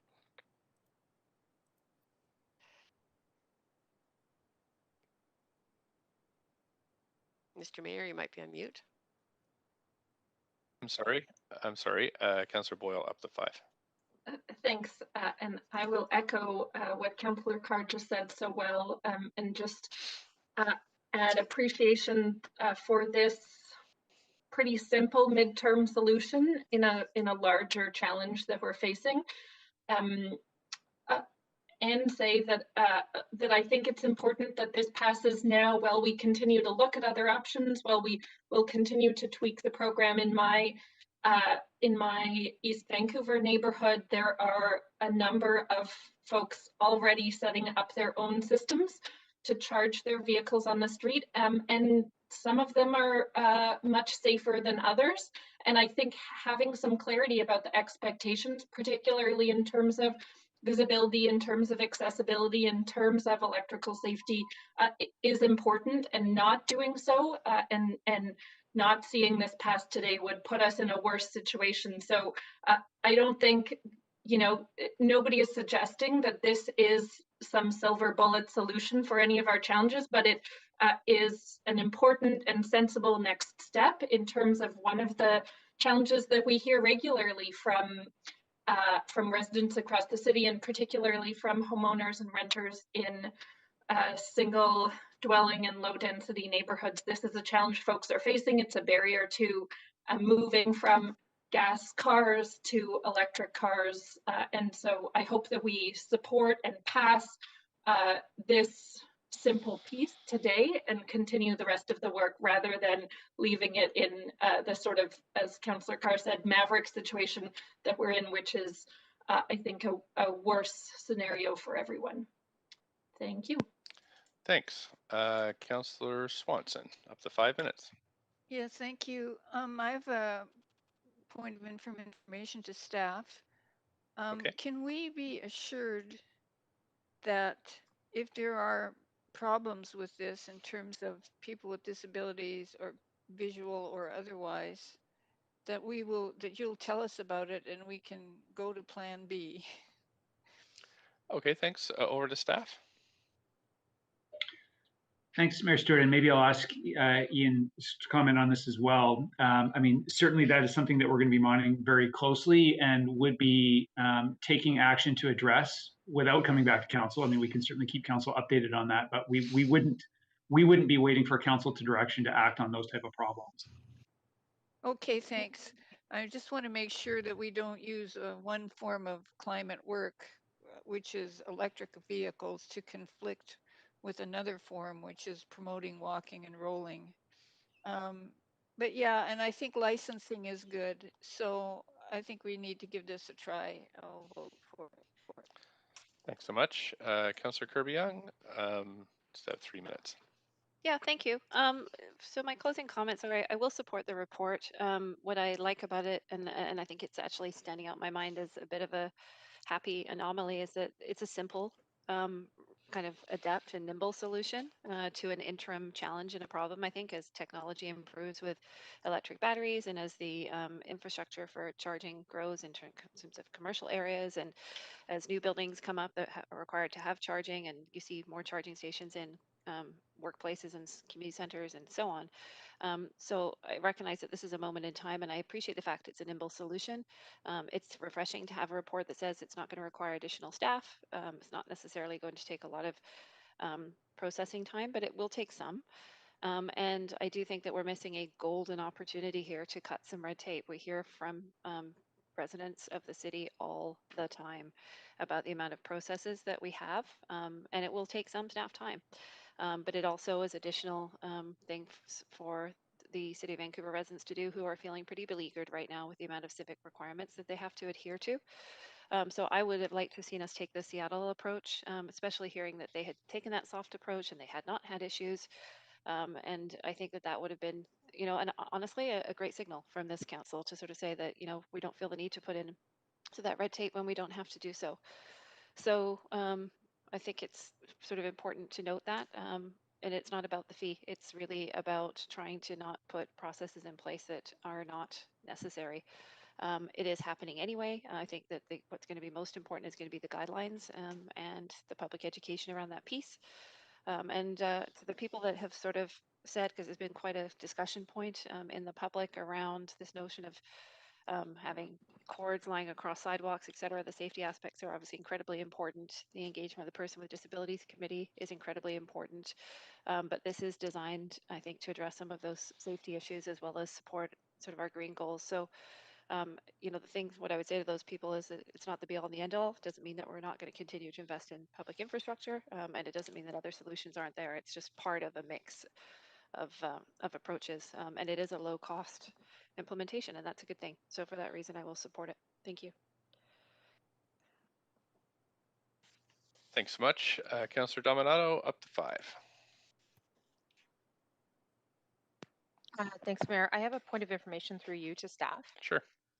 And it's just, I forgot to ask this earlier around with this proposal, will there be, given that it does include a licensing framework and staff articulated various rationales for that, will there be a report back to council within 6 months or a year as to how this program is going and whether there have been complaints and or any injuries or anything in that regard? What would that look like, I guess is what I'm trying to get. And does staff need direction around that? Over to the city manager. Thanks, Mayor Stewart, through you. So yeah, I mean, at this point, staff haven't contemplated a specific report back to council. Obviously, we're open to that direction if that's something that council's interested to see at a particular point in time. We hadn't contemplated that though. Okay. Could I just follow up then? Would there be monitoring then, given that so the Seattle framework is more complaint based, this one suggests having a licensing framework so that you have a record of any individual who would be laying cords to do charging at curbside. There would still be a framework though for people to register complaints or concerns, and how would that be done? Yeah, so certainly we will be absolutely will be monitoring kind of the implementation of this approach and the issues associated with it. So that is something that, in future, if members of council were to be interested in that, you could ask us that question and we could provide the information we have at that point. Okay, that's helpful. That's all I had for questions. I think that just in terms of overall comments on the report, I did appreciate the amendment, and I recognize that it wasn't supported by the majority of council around removing the license framework and agreement, just to the point I made earlier around the adding more red tape and regulatory red tape in the city. I think that there was really appreciated the comments by Mr. Shine, who called in to articulate his experience and observations and the ability to run cords under the sidewalk, and that could be done, not only be permanent but also low cost. And so I appreciate that that's being looked at, and also um, that staff are going to be looking at wireless technologies and recognizing things are changing rapidly. I am incredibly supportive of us trying to support EV infrastructure in the city. It is one of the things that um, I tend to favor over some of the other policy considerations we've had, because it is recognizing that we have conscientious residents and consumers who are actually moving in that direction, and that when we put the infrastructure in, it's an enabler as opposed, so it's as a like a carrot as opposed to a stick. And I really appreciate. I'm looking forward to some of the work that's coming down that's more around the hubs, and also around support of new developments having the EV infrastructure. I appreciate that this addresses equity, and I think that's an important consideration.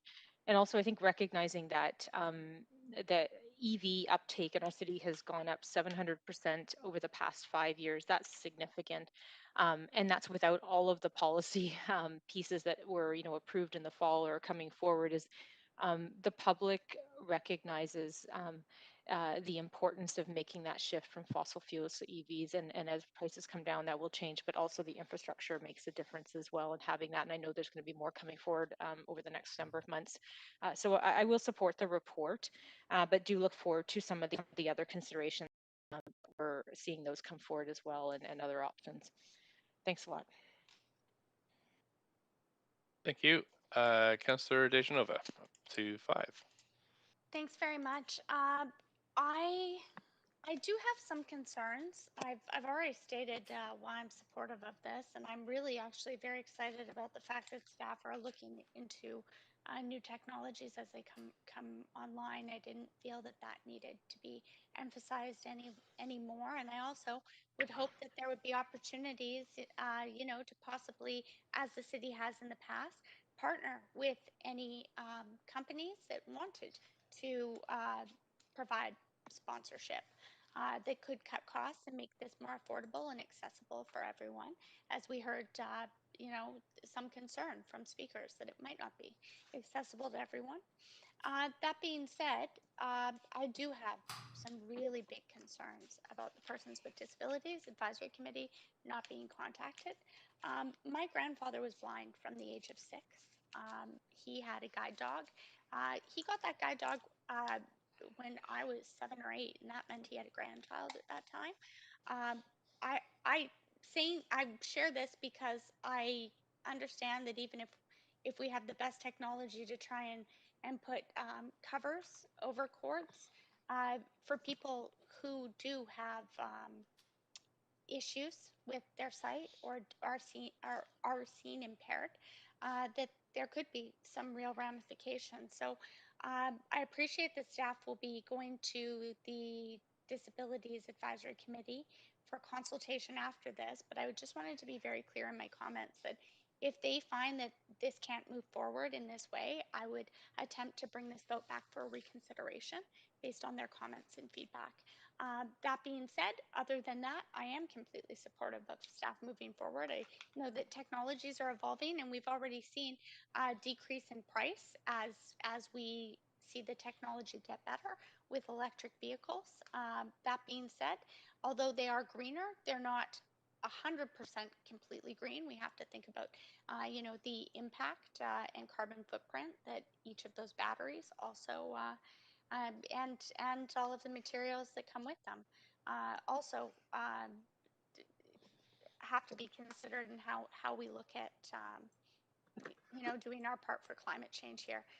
That being said, my apologies, Mr. Mayor, I'm having some technical difficulties as well, and my Wi-Fi is cutting out a little bit, so I'll leave it there, but I will be voting in support. And if I, for whatever reason, drop off, please mark me as in support. Thank you. Thank you. Councillor Boyle next. Thanks, Mayor. And I know I already spoke. I want to be brief. I just am hoping to clarify based on those statements what I read in the report and heard is that the staff had already spoken with the People with Disabilities Advisory Committee before this report came to council. I'm wondering if, for a point of information, I can just clarify that to make sure that we have the right information on the record on that. Sure. Perhaps the city manager can direct that question. Thanks, Mayor Stewart. Maybe, Ian, if I'll defer to you for the specifics on that. If you can just confirm. Yes, thank you, sir. We did meet and engage with the PDAC already, and they did review our original draft guidelines prior to it actually being a license agreement.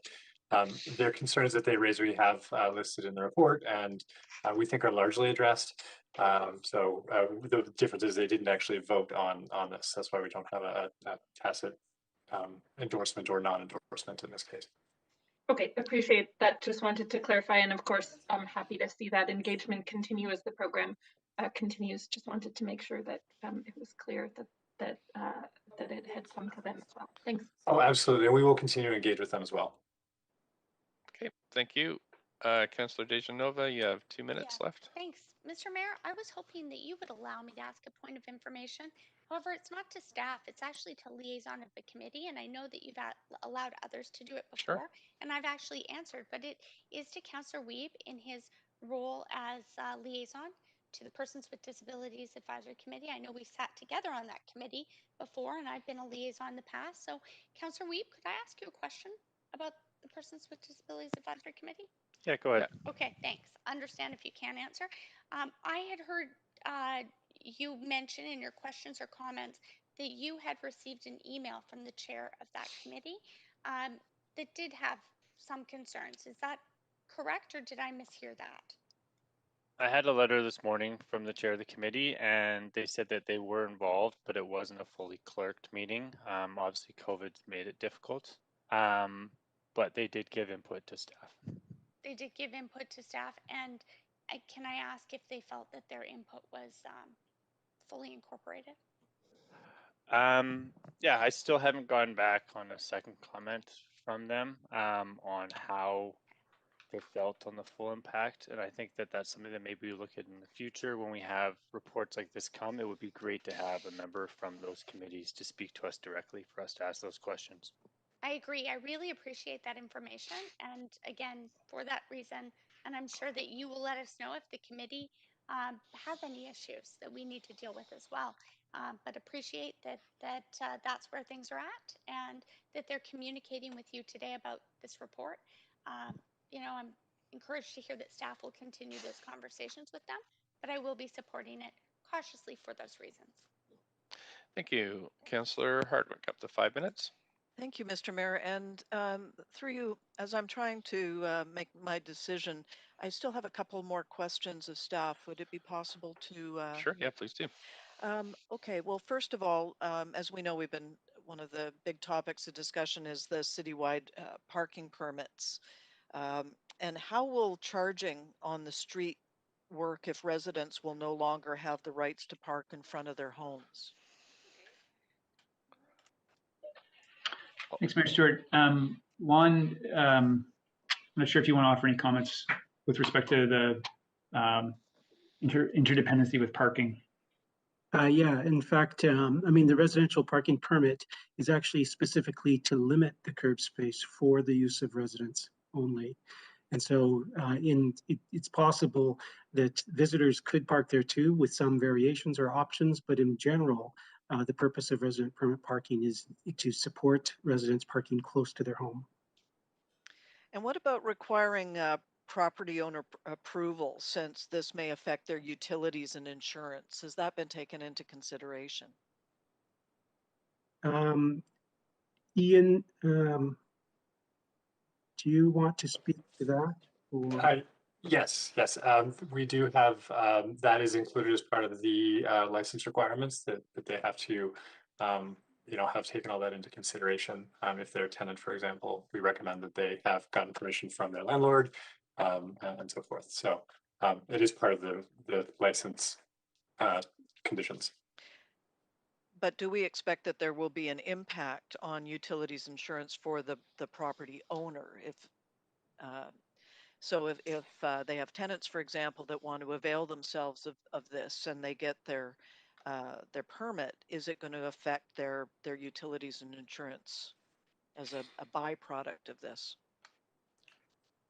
I can't speak to the insurance in every case. In this situation, the utilities would largely be dependent on how the tenant pays their utilities. If they are on the hook for those bills anyway, then the tenant's electricity bill would go up. Obviously, if that's not the case, then there could be an impact to the homeowner.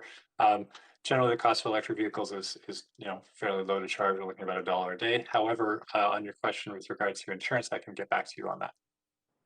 Yeah, I think it's important that we consider the unintended consequences of these kinds of actions,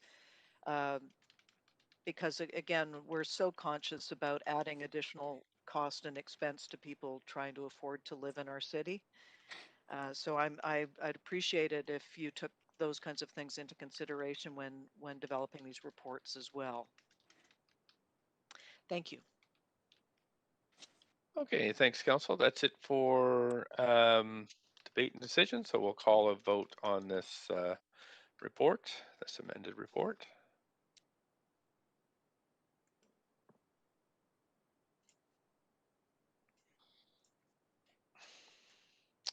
Just waiting for Councillor Dejanova and Councillor Carr. Councillor Carr. Oh. There we go. Thanks to the clerk could pull that up. That is unanimous. Okay, Council, we're at 11:21, and we've had a number of referral reports that were held. I'm just checking the order of how we do this.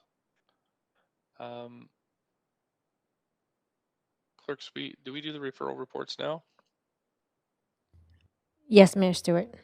Okay, great. So we've got referral report 1 that was held by Councillor Carr. And Councillor Carr, if you want to put yourself on the queue, questions to staff? Great, thanks, Mr. Mayor. Yes, I have 3 questions. The first question I have, and I did receive this as a question from a member of the public, is just verifying the community center. In the report, it doesn't specifically say that it is not going to be a P3 project. It does say that staff are under obligation to deliver the public amenities and the developer obligated to provide the center. But I just want verification that this is going to be a facility owned and operated by the city and not a P3 project. City Manager, if you have someone here that can answer that. Yes, thanks, Mr. Mayor. Yeah, we do have planning staff on the line, so I will defer to them to address your question, Councillor. Thanks so much. I have a point of, sorry, it's Councillor Dominato. Just before we get into answers, just maybe it's a point of information or point of parliamentary procedure, actually, in fact, is just, are we getting into sort of the meat of this referral report? Aren't these questions that would be appropriately covered in the actual public hearing? Right, that is part of point of parliamentary procedure, because we're asking yes, about you're absolutely right. Type of, so sorry, I'll leave it there. Yeah, no, I think you're right. That may be drifting there. Maybe I would, I'll let the question stand, but leave it to the planning staff to let us know what's appropriate here in terms of response, whether this should be left for the public hearing or not. Mr. Mayor, if I could just clarify, the reason that I brought it forward, understanding, of course, that this is a referral report, is that the content of this referral report is to change the way that we allocate DCLs in order to provide enable the developer to have sufficient money left over in DCLs to be able to build this community center. But I think it's a legitimate question as to whether or not that community center, given that this report is about essentially subsidizing the development or the monies going to that community center, that it is not going to be owned in any way by the developer, but rather will be a public asset. Well, that again, the decisions we're making here is whether or not we've followed the process in order to make the legal process that's required in order for this to get it to the public hearing, where we would make we would hear the debate, hear the sides of the details of the report. So that to me is, I think, to me it sounds like that's what we're doing now. But let's just go to planning staff and see where they are, just in terms of the making sure we're in the boundaries of what we're supposed to talk about in this portion of the process. Yeah, I think maybe I'll just speak up first. Paul, it's Gil Kelly, Mayor and Council. I think the question is a legitimate one, but it probably is best answered within the public hearing format, because the nature of the recommendation there is to further explore. And I think the question is legitimate, but I think it's best to do that at public hearing, would be my sense. But I'm looking also if Susan, you want to jump in on that, if you've gone over that with law.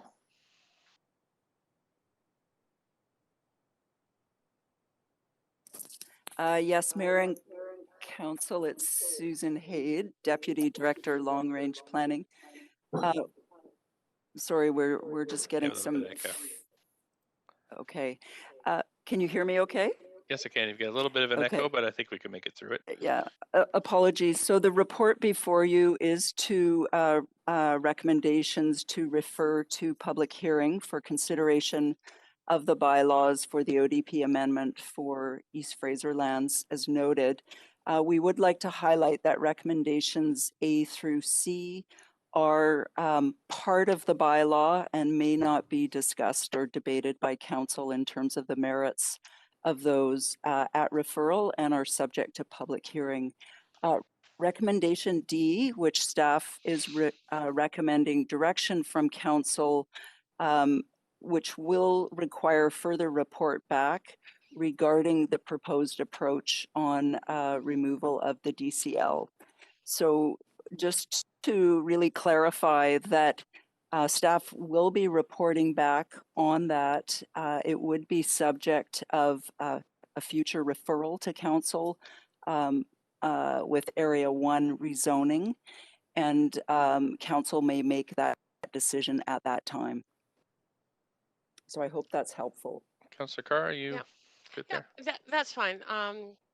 I can, of course, pursue a questioning at the public hearing. My other two questions are probably borderline on this same issue. It's really about whether the public, in receiving information about this referral, had sufficient information in order to input appropriately. That's really where my line of questioning is coming from. And so one is on the DCL, the sufficiency of the DCLs and in terms of supplying the public amenities that are listed in the report. So, you can ask staff if I am free to ask that question now, or if I should keep it. But again, to keep it to the hearing. But again, my interest here is having received questions from the public in terms of the lack of clarity. I am worried that because they weren't sure whether or not there would be a negative impact on the ability of this project to supply to receive sufficient DCLs in order to complete the commitment around public amenities. That's where it's coming from. But I mean, I'm happy to hear it at public hearing. I think so, and Councillor Carr, and a good reminder, Councillor Dominato. I should have been a little tighter on the chairing here. This kind of gray area where what's appropriate or not, or what's legal or not to ask at this stage in the process. It is always better left to the public hearing, because then the public gets to hear the entire thing during a time period that is set aside for that particular debate. So in terms of, I think what is appropriate is the staff feel that there was enough, that we met the requirements for advertising and providing information to do that. My assumption would be that yes, because they're putting it forward for us to refer, but I do think we do have a considerable time during a public hearing, specifically on individual projects, that we could drill further into that with many rounds of questions if necessary to get to the nub of it. So So I think at this point, Councillor Carr, and we are at the 5 minutes. I think we'll just hopefully leave those for the public hearing. But Fine. thanks for bringing those up. Yep. Okay. Yep. Happy to do that, Mayor. Thank you. And I So don't see any. I'll move the recommendations. Okay, thanks. We have a seconder. Boyle. Second, Councillor Duchamp. Okay, thanks. I got Councillor Boyle there. I do believe that we now have to have a recorded vote, though, since we've held it. So, clerks, if we could call a vote on this one.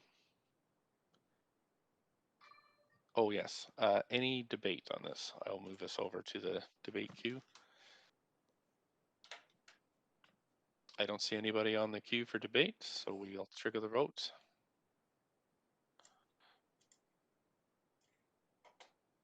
Councillor Dish. Okay, there we go. So that is unanimous, and that's been referred.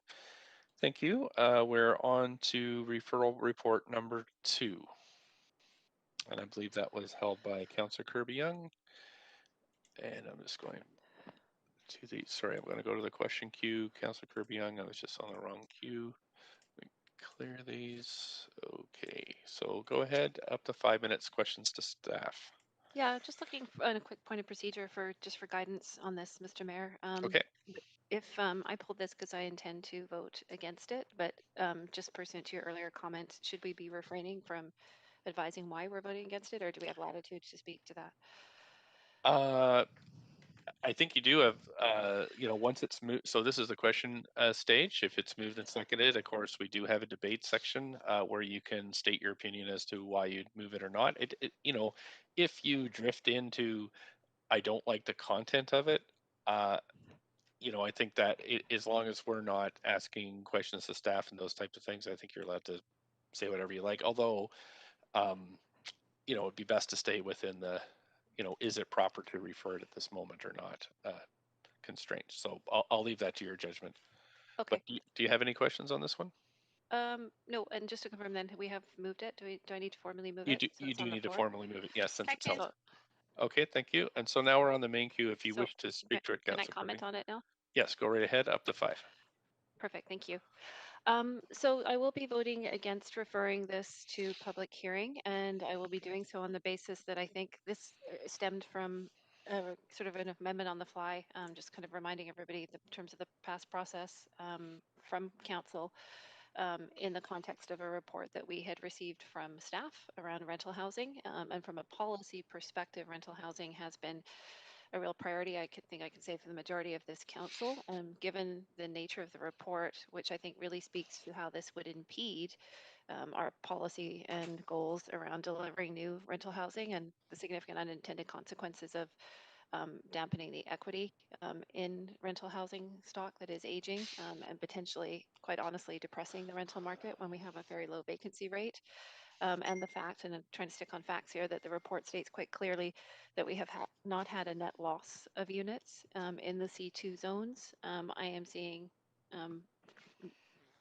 nothing but challenges and no upside to significantly balance out, notwithstanding affordability of those existing units. But I think the greater good in terms of supporting a robust rental market, supporting our established rental housing policies and trying to bring that much needed housing stock forward and tackle the vacancy rate and providing options for people far outweighs sort of the challenges that we have with respect to the existing affordable units. So feeling very strongly about that and feeling that it conflicts with established goals and policy direction, I will not be voting to refer this. And I'm hopeful that council will also, majority council will feel similarly so that we can send a clear signal to the community that we do welcome rental housing development in the city and that we are open for business in the city of Vancouver to try to bring quality projects forward that will actually fill a need. So for that reason, I will not be supporting referral. Thank you. Okay, thanks. And I think that was all in bounds, Councillor Kirby-Young. So Thank you. I good job tried. there. Okay, Councillor Swanson, up to 5. Yes, I'm speaking against the motion to not refer. I think this is a really important motion for protecting tenants that are already in housing. And I'm learning more and more as I've been on council that we can't build our way into affordability with new housing because new housing is expensive and older housing is cheaper. and we desperately need to keep what's old. And if we have this motion, it will be a little bit of incentive to keeping what's older.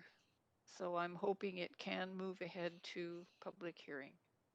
Thank you. Councillor Dejanova? Thanks so much. I also will be voting against referral. I wanted to note that we did. I know that in earlier conversations that we've had over the past year on topics that would be covered by moving this forward to public hearing, uh, that there have been some concern raised, and I think that by voting against this, we are protecting organizations, including nonprofit organizations. So for that reason, and until I have more information that would help me to decide if this is the way forward, because with public hearing, it's a way forward or we can vote against it. It doesn't offer us a lot of options to amend. We have to deal with what's before us. It's not like council where we can deal with policy. So for that reason, we have to consider the policy, or are we changing the policy? I don't have enough information right now to know that I would want to do that. I also was very clear in stating that after I think it was a marathon day, although I had voted against an amendment that would see this moving forward, at the end of the report, when we had to vote a second time, for legal and procedural reasons to vote it in, I had incorrectly voted in favor, although I had spoken as to why I didn't support this at the time. So for that reason, I won't be supporting this, but also support many of the points Councillor Swanson made. And for that reason, I will not be supporting this at this time. Thank you. Councillor Hardwick, up to 5. Thank you. Well, I certainly will be supporting referral of this to public hearing. I, have been quite outspoken that I feel the policies that are underlying much of our housing and rental policy are fundamentally flawed. And, I think it's 100% appropriate for us to be moving this forward into public hearing for a broad public discussion. Thank you. Thank you. That's it for speakers to this. So I'll have the clerk call a vote.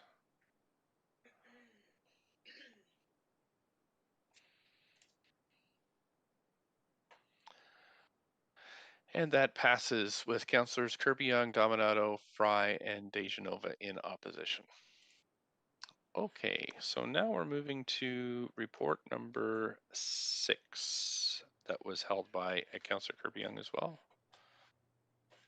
Just going back to the... Yeah, thank you, Mr. Mayor. Yeah, questions to staff at this point? Yeah, I have one clarification question as it relates to adherence to policy, which I know is the basis for Council's consideration of referral. And it was raised by residents in the area suggesting that the podium specifically has additional floor or floors that is beyond the height allowed in the Canby corridor plan. And I wonder if staff can comment on that, because I had some residents indicate they had a concern that this is, for that reason, not congruent with existing Canby corridor policy.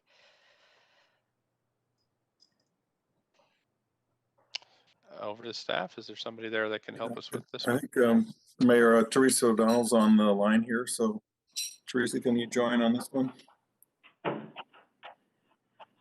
Yes, good morning, Council. This is Teresa O'Donnell. Yes, I can comment on that. The Canby policy does set a height of a podium for 60 feet. On this particular project, we have included 2 partial stories of infill on the top. They're set back significantly so that they're not visible from the street.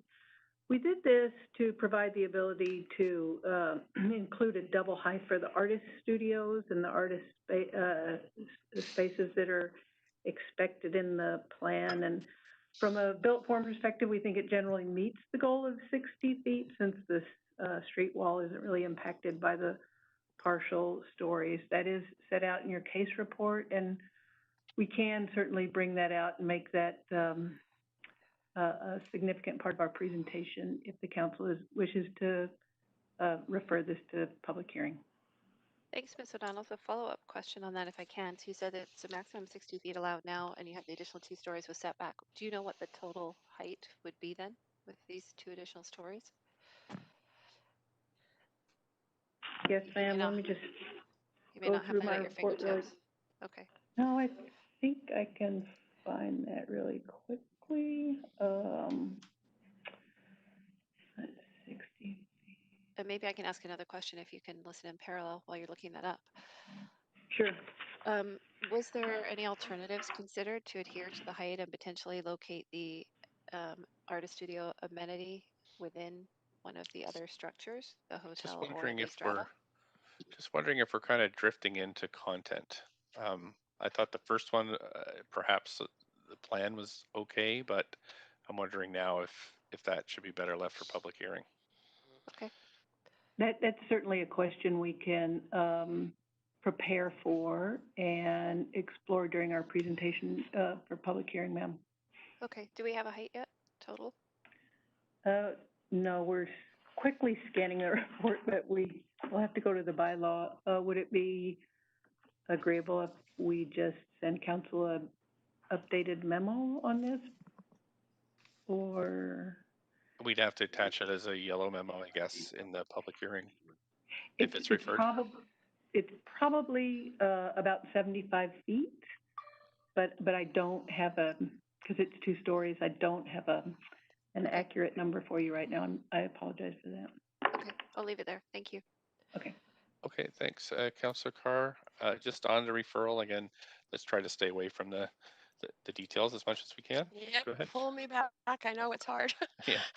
But my question actually is around public notification, which I believe is relevant to referral, and accuracy of information posted to the public. So on Canby Street at this site was posted the public notice of the intent to move forward with the development, and it referred to a 5-story podium. Now, my understanding in reading the report, it's actually a 7-story podium, and I'm wondering if the inaccuracy of that jeopardizes the veracity of the public information that is the basis for being able to move forward with a referral. That sounds like that's fine within boundaries because it's a public notification. Thanks for the question. This is something I should probably talk to the.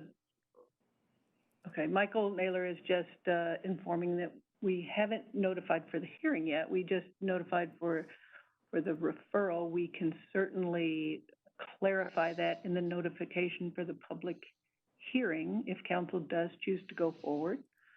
Otherwise, we can refer this back to staff and correct those notifications and then bring it forward once they have been clarified. Right.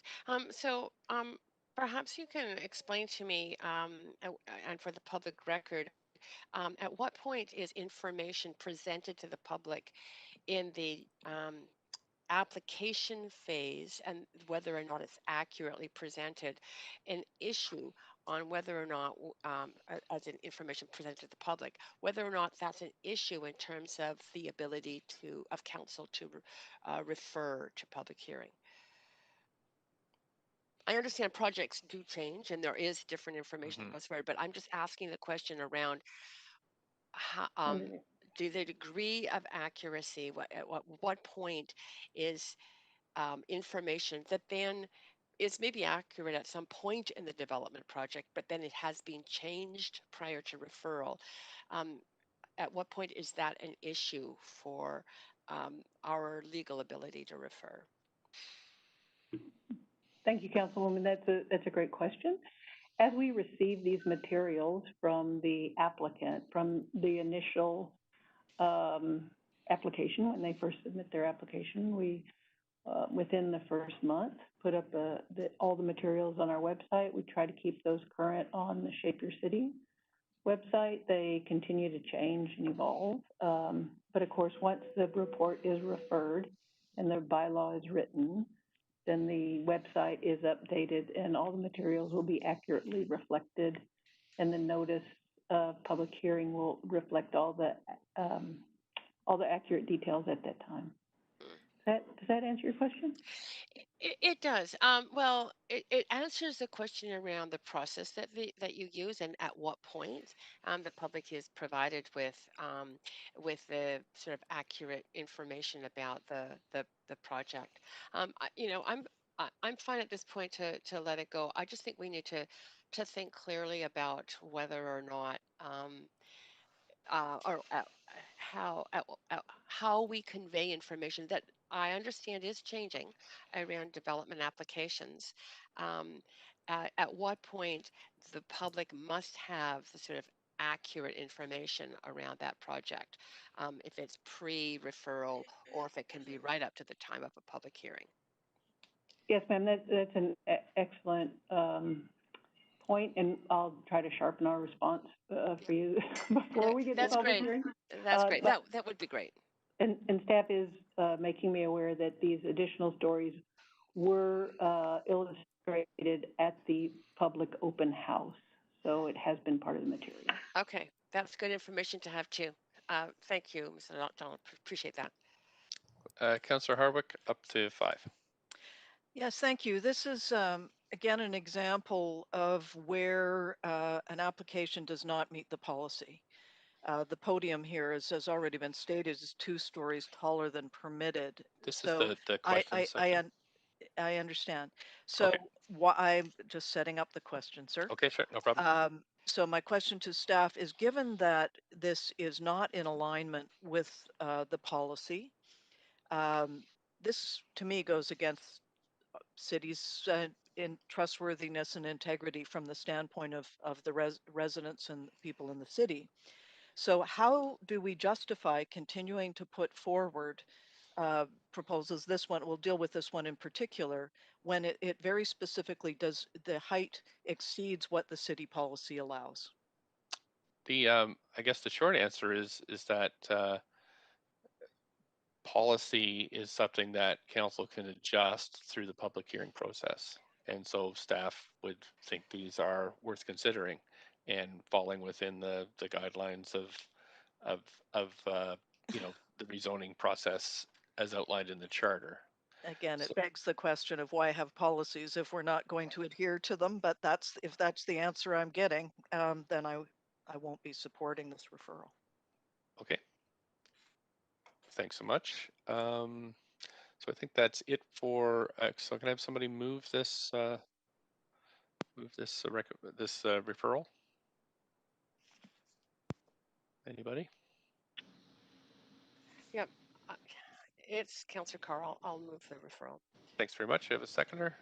Second, Councillor Dominic. Thanks. So we have debate section now. Councillor Hardwick, if you wanted to, this would be the section. The answer to the question was that it doesn't adhere to policy. We didn't set it aside. We've moved forward despite that. It does call into question for the people, you know, in this case in the Oak Ridge and Langara, Cambie area, why bother develop policies if we're just going to supersede them on a case-by-case basis? So I can't support, again, and this is the question that I will continually put back to the planning department. Why are you bringing these things forward when they don't comply? This should be sorted out before it's brought to public hearing, because I mean, you're essentially saying, damn the torpedoes, regardless of the policy, and it just, I think, is really counterproductive. Okay, thanks. Anybody else? I don't see anybody else in the queue, so we'll move to a vote to refer this.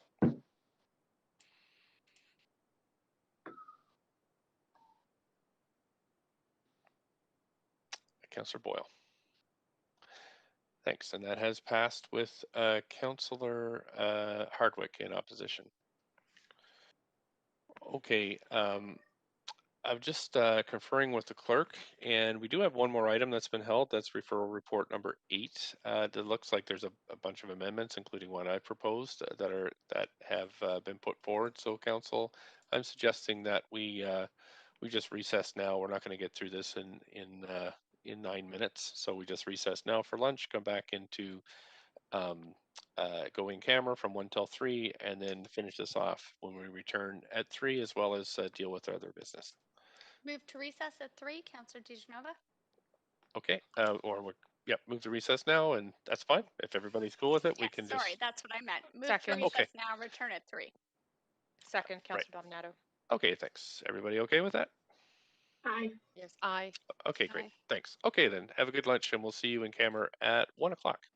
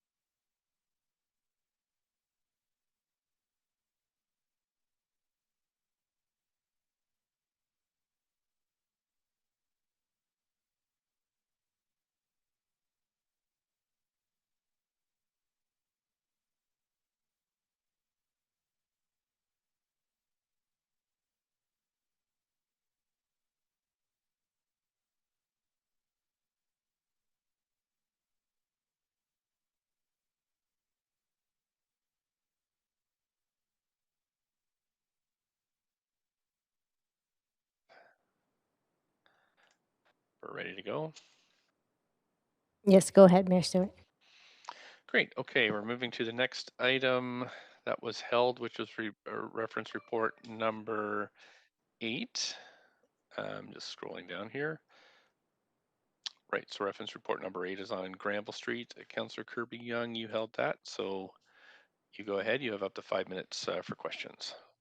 Yeah, thank you, Mr. Mayor. I actually would like to move the report and table an amendment that I have sent in to the clerks.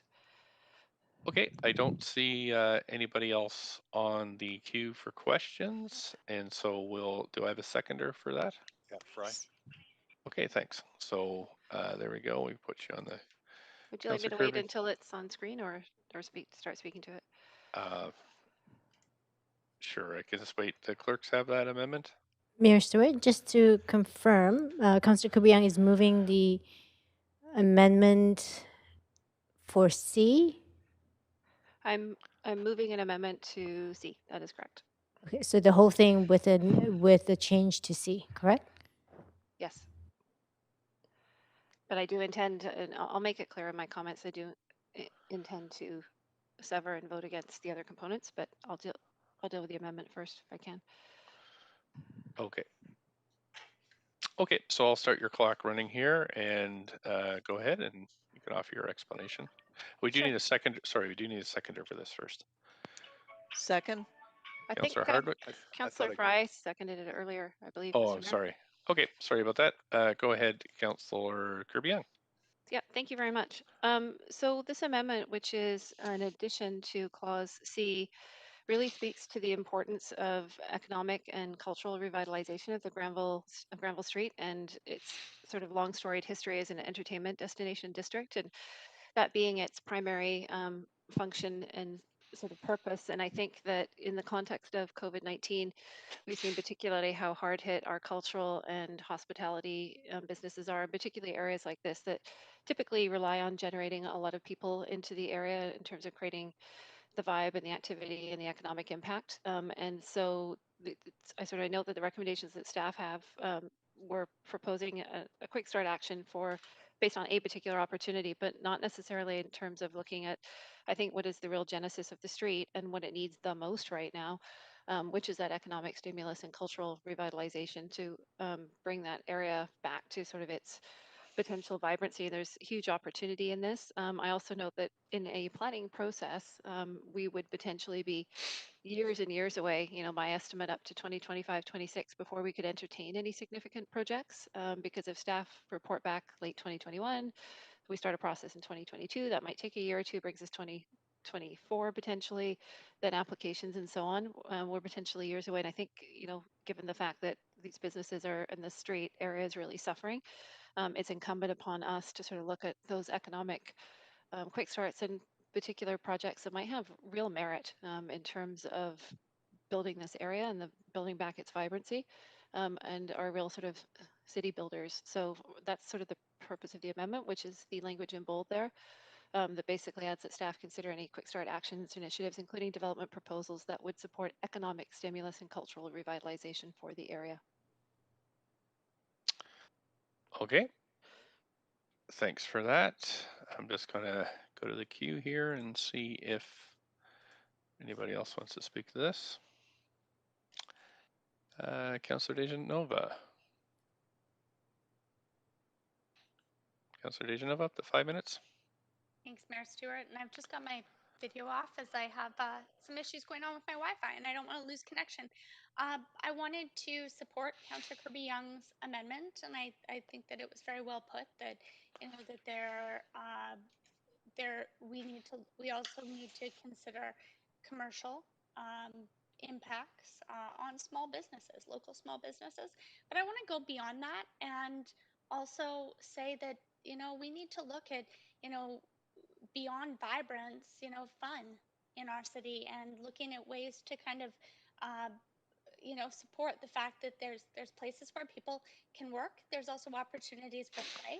There's opportunities for housing, and there should be throughout our city. But I also do believe that it's really, really important that a neighborhood sometimes doesn't try to be everything to everyone, and sometimes we lose sight of what that's supposed to be. So I have wholeheartedly supported housing all the way through, and I do support more housing. In fact, I think I've pushed in many of my motions for even more housing to be supported. But right now, I think that we, also have to be sensitive to some of the struggles of our local businesses, and I would hate to see us, take action that didn't really focus on them, especially in areas where traditionally we have seen, people flock to, and hopefully they're doing that in a physically distanced way right now. But we also have to think about, after the pandemic. At least that's what I'm hoping for. So for that reason, I certainly do support this. And, I know we've all been getting, um, emails, phone calls, social media posts encouraging us to think about how we can make Vancouver a more vibrant and fun city. And I think that that's really important that we do consider that. And it's one of the reasons that I had put forward the motion on the piazza style, uh,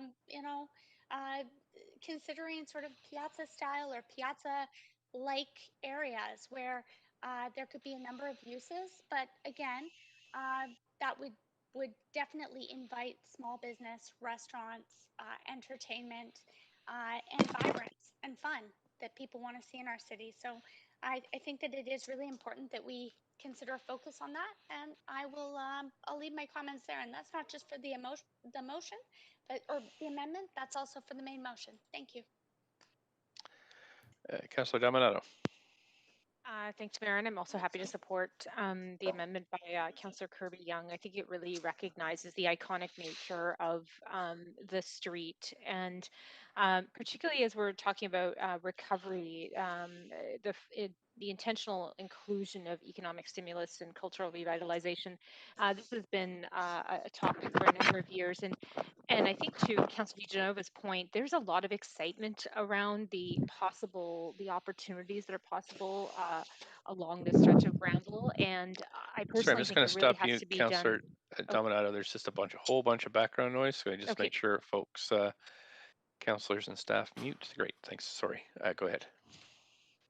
And so just to note that I think there's a lot of excitement being generated right now because there are a different number of proposals out there and considerations for revitalization of Granville Street. And that from my perspective, we don't want to approach this piecemeal. I think we really want to look at the street holistically and consider the history of the street, but also its future potential, but not be doing that in stages, but to actually develop a real robust vision. And so in that regard, I'd like to support the amendment and thank Councillor Kirby-Young for bringing it forward. Thanks. Councillor Fry? Yeah, also very supportive of Councillor Kirby-Young's amendment here. Since we had our last memo conversation around Granville Street and the ODP, and just reflecting on my own history with Granville Street from when I was a kid, going down to see movies there, and the old Crack-A-Joke, and then later getting into the punk scene down there and Charlotte's Web and the Black Market. Remember going to see the Rocky Horror Picture Show there, and just so many experiences and memories. Then I think back to my late step grandparents who proudly had a Fonzie photo of them when their first date on Granville Street, and just how important Granville Street has been and will continue to be for Vancouverites, and not just for our city, but for the region. And it remains that sort of crossroads for our city, and it's critical importance. And it's no secret that things are struggling there right now. And this pandemic, of course, will create a massive reset on what public gatherings and all that kind of stuff is going to look like. And in amongst that anxiety and churn and change is tremendous opportunity. So I think that as far as priorities go, I think Councillor Kirby-Young really kind of nails it as far as really looking for those quick start actions and initiatives, and supporting the economy and culture of our city, and recognizing that Granville Street is critically important to that. So I just supported this. I hope that we see some exciting work coming forward as we do this work. Thank you. Thanks. I've got myself next on the list, so I could turn the chair over to Councillor Carr. Go ahead, Mr. Mayor. Thanks very much. I'll just push myself up in the queue and start the timer. I think Councillor Kirby-Young and I are same mind. I mean, I put in an amendment to a suggestion. Mine was actually to refer the plan idea back to staff because we've heard over and over and over again the huge pressures on our staff in terms of all these processes that we're going under. And I can just think about the level of consultation that will have to happen along Granville Street and the surrounding areas, and perhaps citywide, for us to develop a workable plan for that area. And so I'm deeply concerned that about that taxing staff, the same staff that are doing long-term planning, industrial lands, Broadway plan, Vancouver plan, and yet here's another one. However, my fears could be allayed. I think the quick start idea is a good one. If it allows us to kind of take a look at what proposals are on the table now and recognize that capital is very fluid, and it's will there be opportunities for us to I guess evaluate what's on the table now rather than planning and then trying to get a whole bunch of stuff later that may never materialize. So is there a way of doing this in parallel, and does this amendment allow that? So that's really a point of information to you're asking a point of information through me to staff. Yes, certainly. please. And Mr. Mokri, would you like to go ahead with a response? Thanks, Chair Carr. And maybe I'll also invite Gil Kelly or any other planning staff that want to jump in. I mean, certainly this motion is something that, from a staff perspective, we can work with. It sets out, we understand what the intent of it is. And essentially the matter would be referred back to us, and we would have to take into account kind of these broader set of considerations that are being outlined here. So I think we're clear on that. Again, happy if planning staff have anything else they want to add to that. I would just say, Paul, it's Gil Kelly. Council, appreciate the mayor's concerns because we have a lot on the plate, and we also understand the need to do action while planning. So I think, and I don't have the wording of the final motion in front of me, but I think staff's been looking at that during your break. I think that there are some things that can travel alongside a long-term planning effort. In this case, it's a pretty condensed planning effort, but wouldn't start till till late this fall. And so we'd have to be looking at how to sort of entertain things alongside of that. And we'll just have to sort of work through that a bit and come back to you with how the details of how that might work. So that we're paying attention to what Councillor Dominato said a moment ago, which is not losing sight of the whole vision while seizing those opportunities for quick investment. So part of it will be just kind of sorting out what are the proposals and what are their timelines and deadlines, and make some judgments around that. So we probably need to come back to council and inform you about that during the scoping process. Okay, if I could, Chair Carr. So I just want to be clear, does this, if we approve this now and we say we're going for a long-term planning process, does this kind of freeze the ability to, say, consider some rezonings along Granville until we have the planning process scoped and we have it approved? That is an option that you can be declarative about. You were with the Broadway plan, or the last council was, and then you have not changed that policy, which said we're entertaining only proposals that conform to existing zoning, and the interim rezoning policy allowed only for minor, relatively few projects to come through. In that case, social housing and community facilities, and so things that might be speculative about new zoning changes would wait on the Broadway plan. So that's one approach you could take here in your motion. Entertaining non-conforming in real time is a bit challenging in terms of community consultation around what is the long-term vision and has it already been predetermined if there are 3 or 4 big projects coming through at the gate. that's a Mr. Mayor, difficult I wonder conversation. if you would pause your timer for a second, please. Oh, sure. I can't do that. Mr. Kelly, I just wanted to make it clear that what we are dealing with is not an amendment by the mayor, but an amendment by Councillor Kirby-Young. You said you Yes. didn't have the language, so I'm going to read the operative language to you, so Okay, you thank might be you. able to. Right. So, what she has added to C is this language. And further that staff consider any quick start actions or initiatives, including development proposals that would support economic stimulus and cultural revitalization for the area. Okay, that's similar to the language I saw before the lunch break. So I think it's all in what does consider mean? Does consider mean taking in an application, or does consider mean how do we handle these in scoping out the detail? If it's the latter, I think we'd be more comfortable. We understand the intent. Right. So Okay, that's throw it. that question back to the motion maker. And that's it for your time, Mr. Mayor. If you'd like Okay. to take back the chair.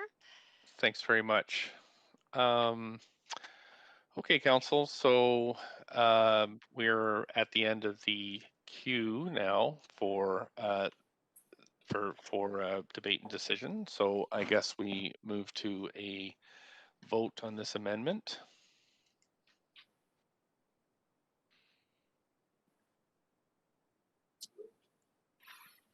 Mayor Stewart, I think Yes. Councillor Kirby-Young moved the whole referral, including with the new language. So Oh, I didn't it catch would. it that way.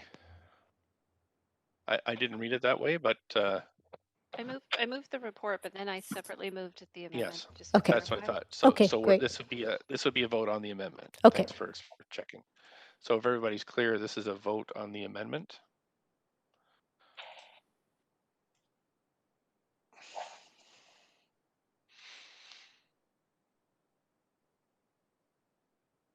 Just waiting for Councillor Boyle and Councillor Swanson.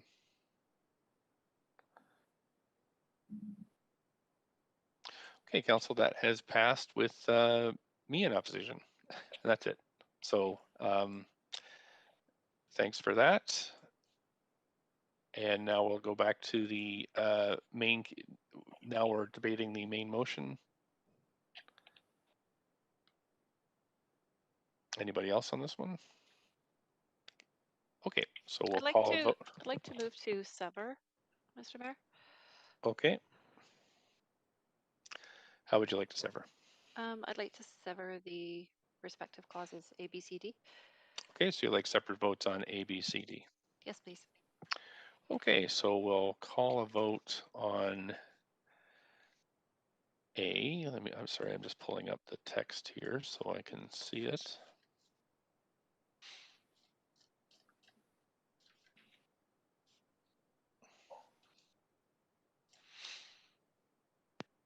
Point of privilege, Swanson. Can we get the text up on our screen, please? Yeah, perhaps that would be the most helpful thing to do, clerks, if you could pull up the. Yeah, so just give us a second. Okay.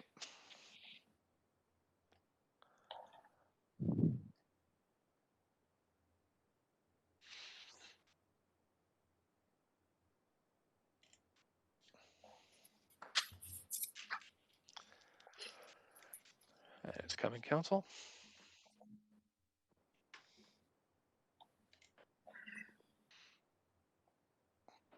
So Mayor, can you confirm how this vote's going, because it's a referral vote, just so everyone's clear?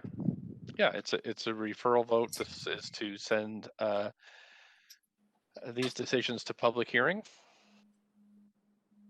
It is a bit complicated, this one, because it really is a combined referral to public hearing. And then C is actually the debate we just had around whether or not to move ahead with the plan for Granville Street.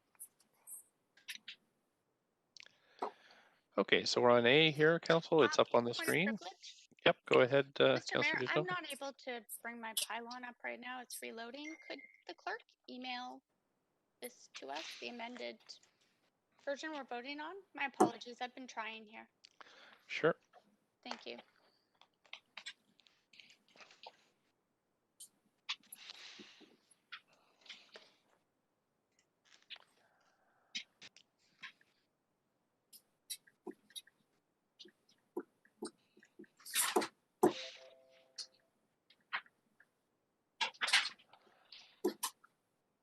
clerk's going to let me know when it, oh, I guess I'll see it when it's coming in.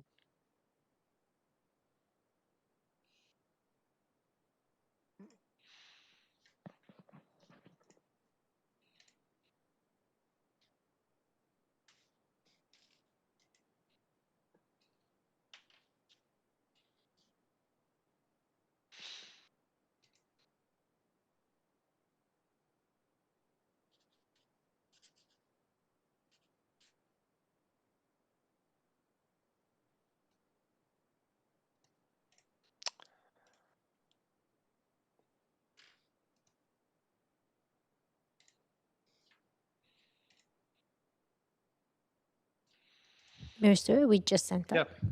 Okay, great. Thanks. Okay, I've seen it now. So it's here, Council. So we'll be voting on A first. And again, this is a referral. We still have the whole public hearing to go through before we make any decisions on this. Okay, so I'm going to call the vote on this. Just let me pull up my voting screen here. Okay. And that passes, Council, with Councillor Kirby Young, Dominato, Hardwick, and Dejanova in opposition.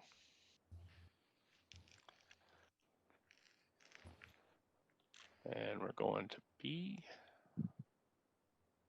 next. Call the vote on B.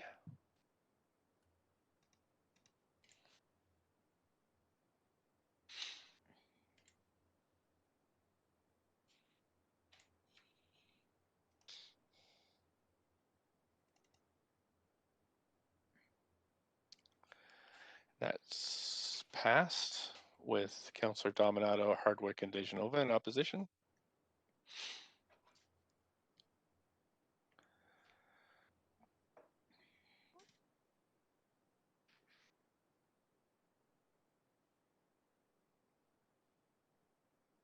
Now we'll go to C.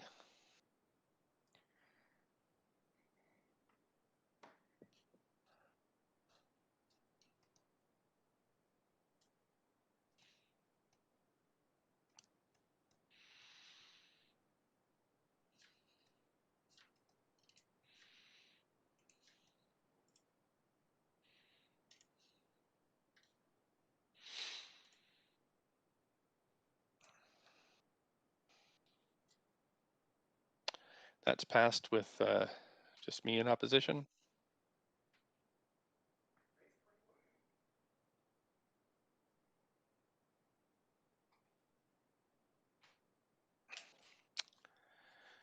then finally, we're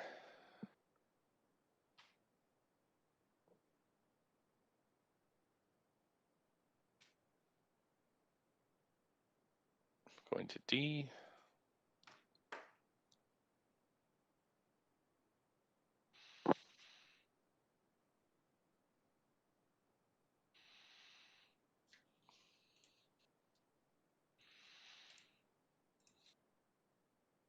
Councillor Dejanova and Councillor Kirby Young.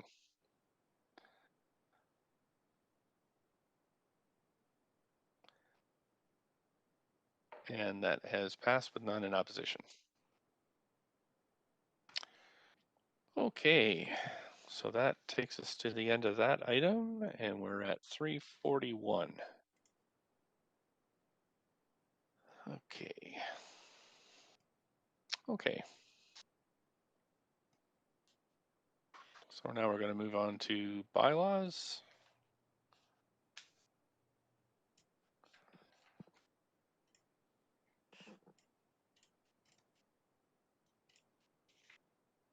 Okay.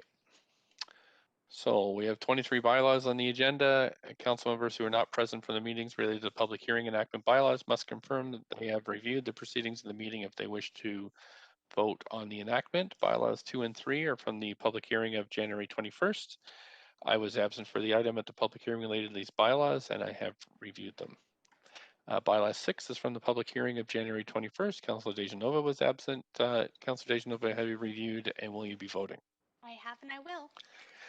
Bylaw 7 is from the public hearing of January 21st. Councilor Dejanova, you are absent. Will you be? I have and I will. Okay, thanks. Bylaw 10, public hearing of April 4th. Councillor Hardwick, you're absent. Have you reviewed and will you be voting? No and no. Bylaw 11 is from the public hearing of July 9th and 11th. Councillor Fry, you're absent. Have you reviewed and will you be voting? Yes and yes. Okay, bylaw 12 is from the public hearing of June 11th. Councillors Boyle, Dejanova, Hardwick, and Kirby Young were absent. Councillor Boyle, have you reviewed and will you be voting? I have and I will. Councillor Dejanova? I have and I will. Councillor Hardwick? No and no. Councillor Kirby Young? I have and I will. Okay, bylaw 14 is from the public hearing of October 1st. Councillor Hardwick is absent. Councillor Hardwick, have you reviewed and will you be voting? No and no.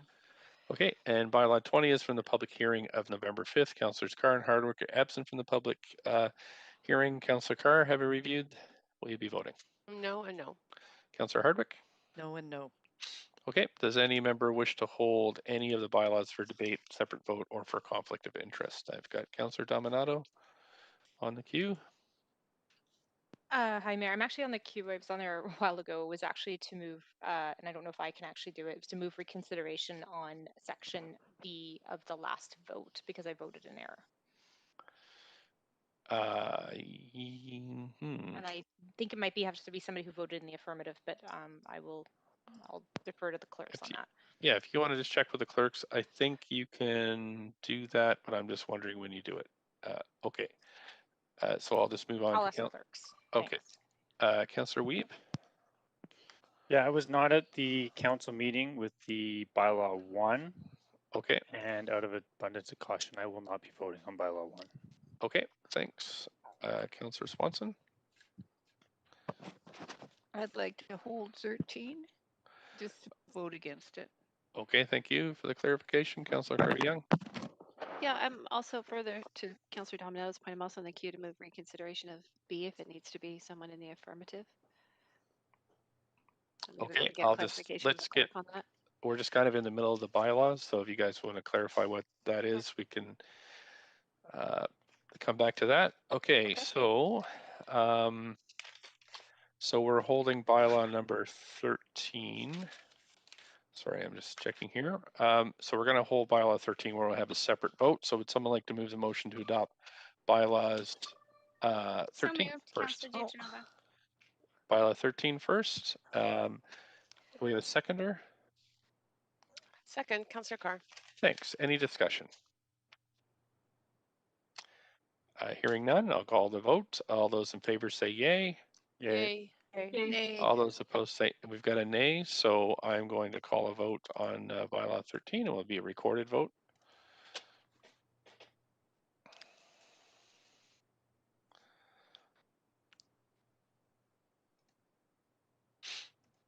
Councillor Dominato, Boyle, and Carr. Thanks. That passes with Councillor Swanson and Hardwick in opposition. Someone like to move the motion to adopt bylaws 1 to 23, but not 13. So moved, So what? Wait. I Sorry, have a I've mover. been on the queue. Sorry Okay. to interrupt, but I have been on the queue to request that we pull bylaw 2. Okay. Yep. So the motion has been moved but not seconded. So I guess we can hold 2. So we'll call a vote on 2 then. Point of privilege, Mr. Mayor. Point of parliamentary procedure. Yep. Just 1 second, please. So clerks. So I need a mover for bylaw 2 and then a seconder. No, point of privilege, Mr. Mayor. Point of procedure. Be right there. Okay, Councillor Dejanova. Are bylaws not debatable? I'm not sure if Councillor Hardwick wants to debate this or not. No. I just wanted to pull it so I could vote separately. Okay. Yep, they are I debatable. will move it. Thank you. Seconder. Second, Councillor Dejanova. Thanks. Any debate? It's moved and seconded. I'll move us to a main queue if anybody wants to debate this. I don't see anybody on the queue, so I'll call yays and nays. All in favor, yay. Yay. Yay. Opposed, nay. Nay. Thanks. We'll move to a recorded vote.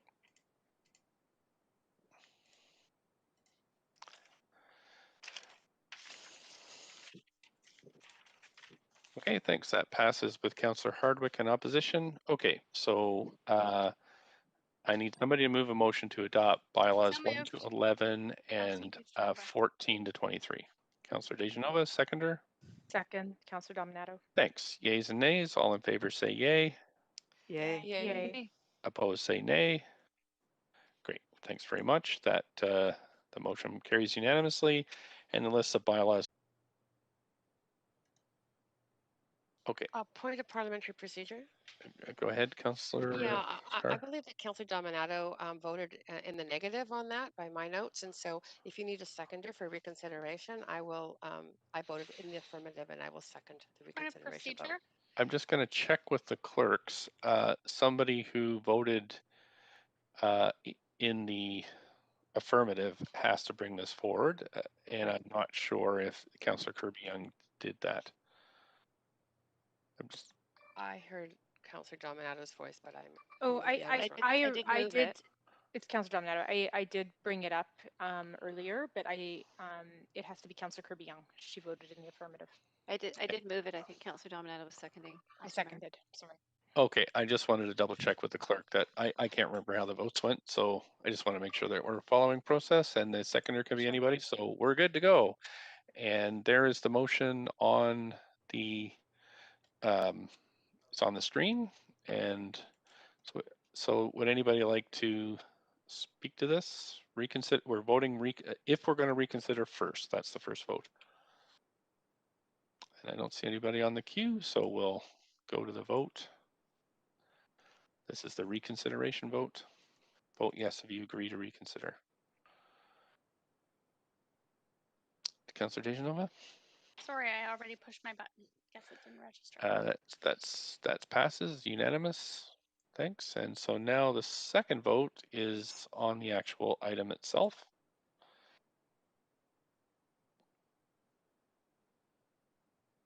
Let's wait for the clerks to.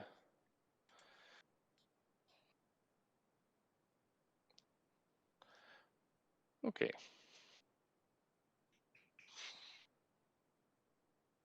Okay, so the voting screen's up. Councillor Hardwick, Councillor Dejanova. Okay, so that passes unanimously. Thanks. So now we're going back to the administrative motion number 2, approval of form of development on Quebec Street. I had a mover, but not a seconder. Do I have a mover for this? Second, Councillor Bly. Thank you. So moved, Councillor. Clerks, yes. So Councillor Dejanova moved, seconder Councillor Bly. Is there any discussion on this? Please put yourself in the queue if you wish to discuss this item. I don't see anybody in the queue, so we'll call yeas and nays. All in favor say yay. Yay. Yay. Opposed say nay. Okay, that's carried unanimously. The last one, I see Councillor Kirby-Young, you're on the queue. Did you have something else? Privilege Swanson. No, I'm fine. Thanks, Mr. Mayor. Okay. I'll move. Okay, just 1 second, please. I have a privilege from Councillor Swanson. I said nay on the last vote. You said nay on the last vote. I didn't hear that. Okay, so we have to go back to a recorded vote now, clerks. I misheard and I didn't hear the nay, so we'll need to trigger a vote on item number 2.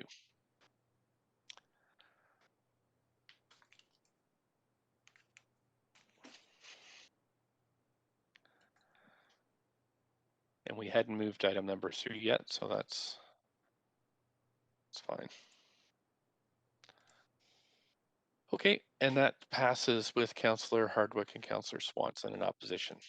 Now we're on to item number 3, consequential amendments to the Code of Conduct. Does anybody wish to declare a conflict of interest? Yeah, as in prior votes on this topic, I will not be voting.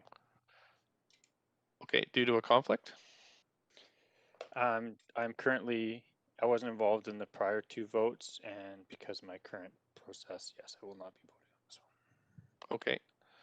Just, I'm sorry to prompt, we just have to give a reason when folks declare conflict. Okay. So I've got Councillor Kirby Young. You're on the queue. Did you have a point of order or something? I don't. I'm not sure why that's popping up. Sorry, Mr. Okay, Mayor. Councillor Hardwick, I've got you on the Yeah, queue. I'm happy to move this, but I have a Okay. couple of questions, I guess, to staff. Right. I think we have to do that through points of information on this one. Okay, point of information. I'm just going to check with the clerks because we usually don't. But clerks, is that right? We have to move in second and then we get to discussion.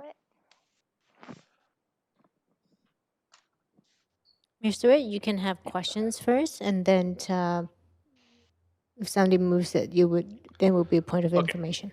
I'm sorry, it just doesn't. It's not there on my script. So so I will. Councillor Hardwick, you can go ahead with questions up to 5 minutes to staff. I'm not sure if the. Oh well, I guess it's code of conduct. The clerks are here. Yeah, so go ahead up to 5 minutes, Councillor Hardwick.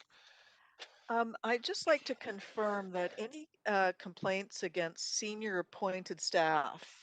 Now, I understand that this is really to remove council and appointed advisors and committee folks, but we also have now brought about this integrity commissioner. So I just would like to understand that any code of conduct complaints against senior appointed staff, such as the city manager, general managers, are to be resolved by the integrity commissioner.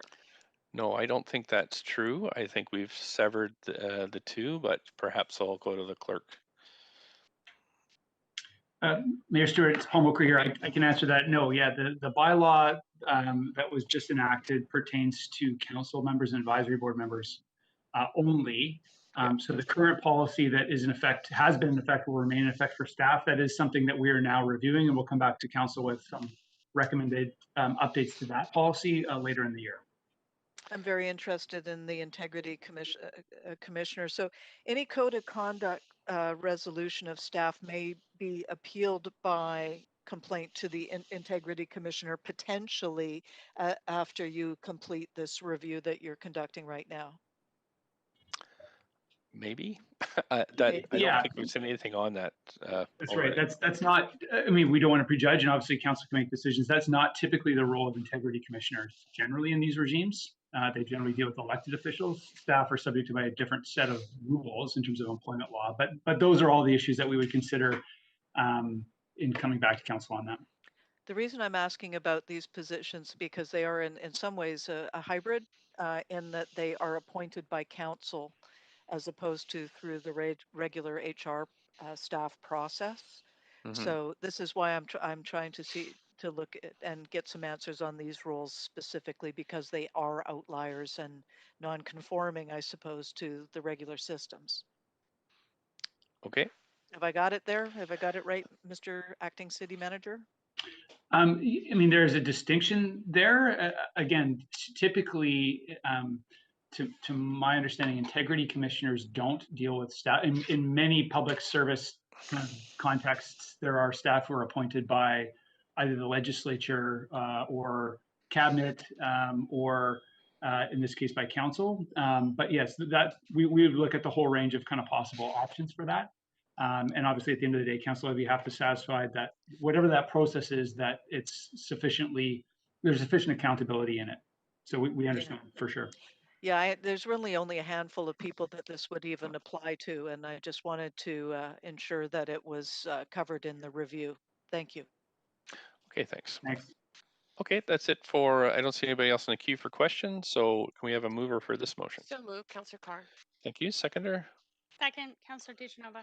Thanks, and I'll go to the is any debate or discussion about this? Please put yourself on the queue. Okay, all those in favor say yay. Yay. Yay. Opposed say nay. Great, so that passes unanimously. Thanks very much, Councillor. We're at 4 o'clock and we're on to members' motions. So we have 9 members' motions on the agenda today. Motion B10 has been withdrawn. Council members, of course, have 2 minutes to introduce their motion and 1 minute each to ask clarifying questions of the mover. And we'll just proceed through the list. The first motion, there's no introduction because it's leave of absences. We have Councillors Carr and Fry for civic business for meetings on February 16th from 7 to 8 p.m. Councillor Dejanova from civic business meetings on April 7th, May 5th from 3 to 5:30 p.m.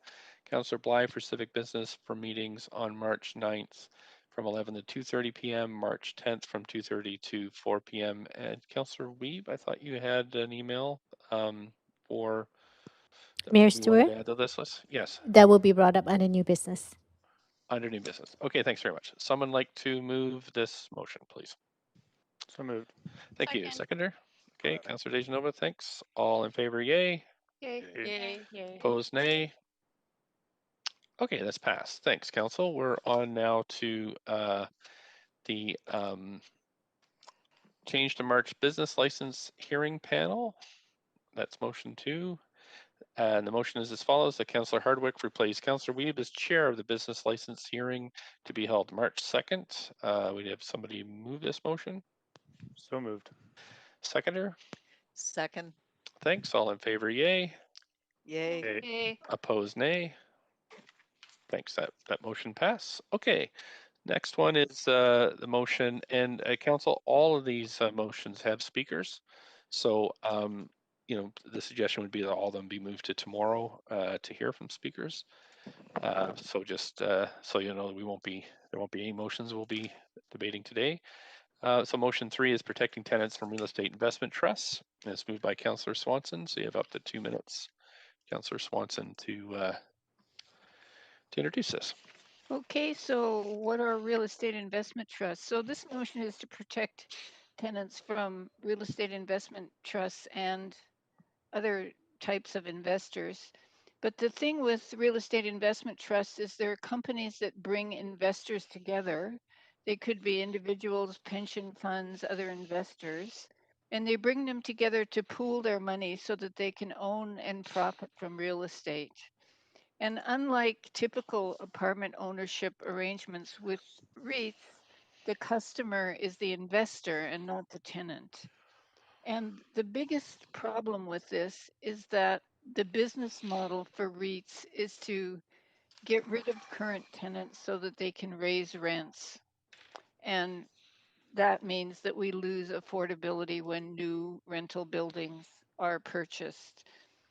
10 of the largest, or 9 of the largest landlords in Canada are REITs.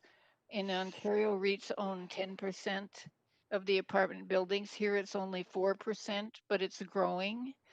Last month, 2 REITs bought 15 apartment buildings in Vancouver. And the thing with the REITs is they're getting a federal government subsidy in the form of they don't have to pay taxes on money that they give to their unit holders. And they're also able to get CMHC financing and mortgage insurance. So this motion basically just calls for us to tell the province or tell the feds if they are going to give incentives to investors to buy up apartment buildings, that those incentives should be based on the amount of affordability that the new owner creates or destroys. And it's also to ask our staff to see if there's anything in the city's jurisdiction that we can do. The big thing that we need, of course, is vacancy control, which is in the province's bailiwick. Thanks, sir. Great. That's 2 minutes. Councillor Dejanova has a question for you, up to a minute. Thanks so much. Did you happen to know that REITs, Councillor Swanson, also can include nonprofit organizations? I did, yes. Okay. And they, a lot of them invest in nursing homes. But the thing is, they try to extract a profit. Okay. And did you understand that REITs can also include unions that will also join together and choose to invest? And they include pension funds. Yep. Okay, so you're aware that that's something that does support unions as well as nonprofits. And you're The still thing asking, is, should we be making a profit off a human right like housing? Okay, and just also wondered if you included them in this motion, or if they were excluded, if you were talking about nonprofits and unions in this motion, or just private. I don't think any investors I'm just should asking be a question. they're not excluded because I don't think any investor should get a subsidy to make housing more affordable. We're at the minute. Councillor Fry. Yeah, thanks. Councillor Swanson, I've been reading that, in fact, many of these real estate investment trusts are coming up from the United States, and they made a landing in Toronto a number of years ago and really started to change the rental market there, driving rents up, fixing buildings, low cap buildings for high yield. Are you aware of these trusts moving in on the Vancouver rental market? Yes, one just bought 15 apartment buildings in Vancouver. I became aware of them when I saw the movie Push with the United Nations Rapporteur on Housing, Leilani Farha. You can, for people that are watching, you can if you Google Push the movie, you can watch it. It's about how real estate investment trusts all over the world are taking over apartment buildings, pushing tenants out and raising the rents. Thank you. Thank you. Okay, that's it for questions for you, Councillor Swanson. Can I move to tomorrow to hear the speakers? Just 1 second here. Second, Councillor DeGenova. Yep. So thanks, Councillor Swanson. We have a second, Councillor DeGenova, for the motion. And now we received the request, and then we now get a referral. So we'll refer it to tomorrow, starting at 9:30 a.m. Somebody like to move the referral? So moved. Thanks. Second. Seconder. Foyle. Oh, I'd heard Councillor DeGenova second. All those in favor say yay. Yay. Yay. Hey. Opposed say Yay. nay. Okay, and that is referred to tomorrow.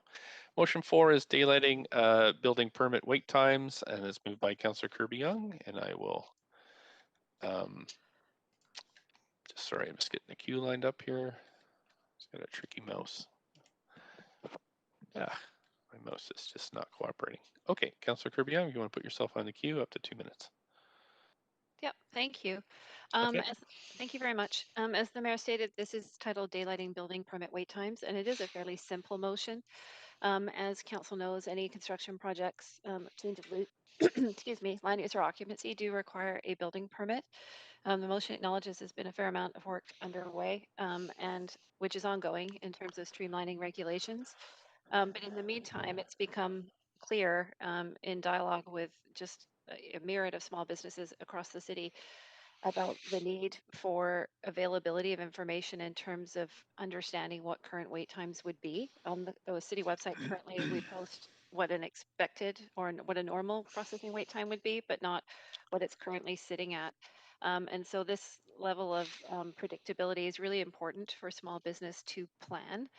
Because whether they are opening up a new business or they might be closing for renovations, it affects when they're leasing and they kickstart their lease, and so those monthly costs that they're carrying. If they're closing for renovations, trying to plan for them and their staff how long those folks may be off. And so they're just looking for more clear, transparent information. And it was hit home to me. I was dining out trying to support our small businesses in a restaurant on Friday night, and an owner of a restaurant, a chef who I did not know, came up to me, and this is not an isolated incident, just really asking for more provision of this information. So it's about just providing that info so that folks can plan in parallel with the work that staff are doing around trying to make the regulations more simple and the process more efficient. So that's the spirit of this motion. Okay, thanks so much. Anybody have any questions? Councillor DeGenova. Yep, we're doing questions first. Anybody have any questions? Don't see anybody on the queue, so we can have a seconder. Okay, Councillor DeGenova, thanks. And we have a request to speak to this, so move we have referral yep, tomorrow. thanks. Seconder. Second, Dominato. I heard Councillor Dominato. All in favor, yay. Yay. Yay. Opposed, nay.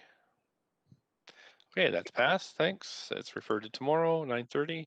Motion 5, UBCM resolution updating BC's wrongful death law, and that's Councillor Fry. Yeah, thanks, Mayor.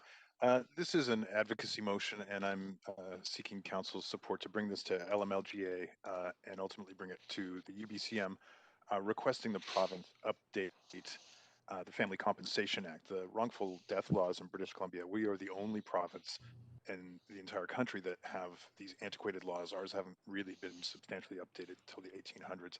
We've had successive governments. The Liberals had promised to look at this for the better part of decades, and nothing happened. Encouraged by recent overtures from the new provincial government that we may see some movement on this. I was made aware of wrongful death law in this province tragically through my old friend Anne Forey, who lost her daughter this last Thanksgiving through some tragic circumstances that really didn't need to happen. A series of misdiagnoses, and I know Anne will be joining us to tell us Natasha's story. Suffice to say, when we were talking, and I recommended that she was meeting with Coastal Health and Lionsgate Hospital to discuss the circumstances of her daughter's wrongful death, I advised she should have a lawyer present, and she informed me that she could not because under the current wrongful death laws in British Columbia, Natasha's life did not matter because she did not have a mortgage or children. And unfortunately, this is the case for many elders and young people who die who can't prove financial worth under the system. So this is a call to action to change that. Thank you. I don't see any questions on the queue. Do you have a seconder for this one? Second, Councillor Dominato. I heard Councillor Bly first. So we've received requests. Does somebody like to move referral? So moved. One more time. Move So the moved. referral. Thank you, Councillor Deschanel, seconder. Second, Bly. Thank you. All in favor, yay. Yay. Yay. Opposed, nay. Great, that's referred to tomorrow. Another motion by Councillor Fry, the local elections review and reform. Yeah, thank you, Mayor. So it was this time last year that brought forward a series of election reform pieces that this council endorsed and sent to UBCM, which was passed as a special resolution and are now being considered by the province. Following up on that, many of those pieces, and indeed the work in this current motion resolution, are informed by the Independent Election Task Force, which was convened from 2016 to 2019 here in the city of Vancouver. It identified a number of things that we can do that were obviously informing the previous motion, but as well, there's things that we can do here at the city of Vancouver without having to go to the province. That includes reconvening the Independent Election Task Force, creating a citizens' assembly to review and discuss the current electoral systems and where we might find opportunities to increase proportional representation and really just sort of more diverse representation. How we might improve civic literacy, which most agree is lacking in our current environment and does contribute to low voter turnout. Where we can change our code of conduct to ensure that that um, that our electeds are declaring political contributions that might be germane to items that we're discussing and voting on. And lastly, this piece would be an advocacy part to the UBCM and the province, and that's currently under the Local Election Campaign Finance Act. Digital campaigns aren't really adequately covered, and we've seen through recent developments the use of sophisticated communications and digital technology. We saw it employed in the Trump campaign and in Brexit. Increasingly, groups like Cambridge Analytica are influencing the future of democracy. And in fact, a Cambridge Analytica affiliate, AIQ, out of Victoria, was found to be involved in local elections here in British Columbia in 2018. It's a very rapidly emergent new kind of world in campaigns and influence, and it's responsible for everything from memes to fake news. So, thanks. We're at 2 minutes, and Councillor Swanson has a question. Go ahead, Councillor Swanson, up to a minute. Yeah, I have a question about B, the second part of B.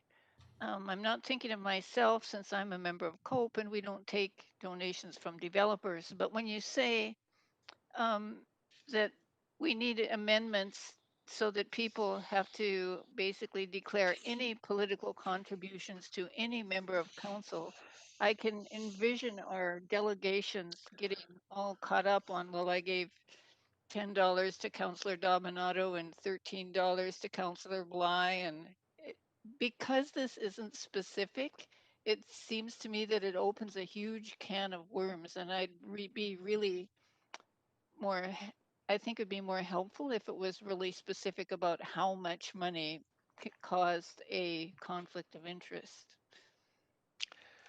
It's an important contemplation, Councillor Swanson. I think that the measure of this would be what constitutes a conflict. So multiple donations, maybe from multiple officers, might be. We're at the minute. Sorry, minute's passed on this one. Councillor Dominato, up to a minute.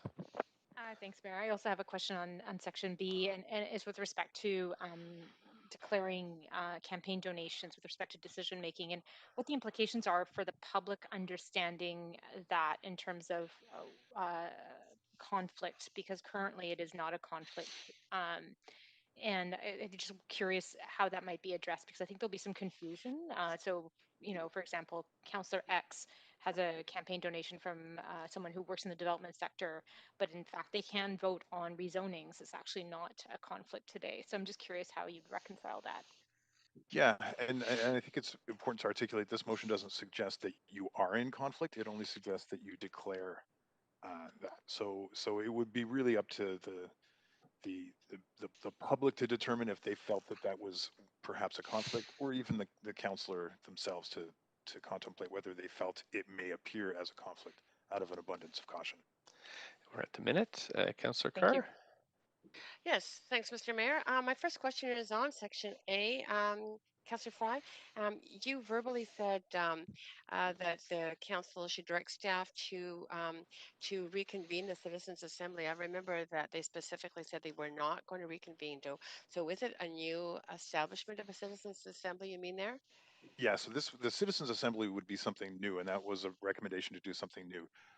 You're referring to the Independent Election Task Force, which was also suggested to be reconvened. However, it should have an entirely new membership in accordance with the recommendations of the Independent Election Task Force. A new membership. That's good. Exactly. Secondly, in terms of the system that you note in Section A, is to report back on Vancouver's preference for a system of proportional representation.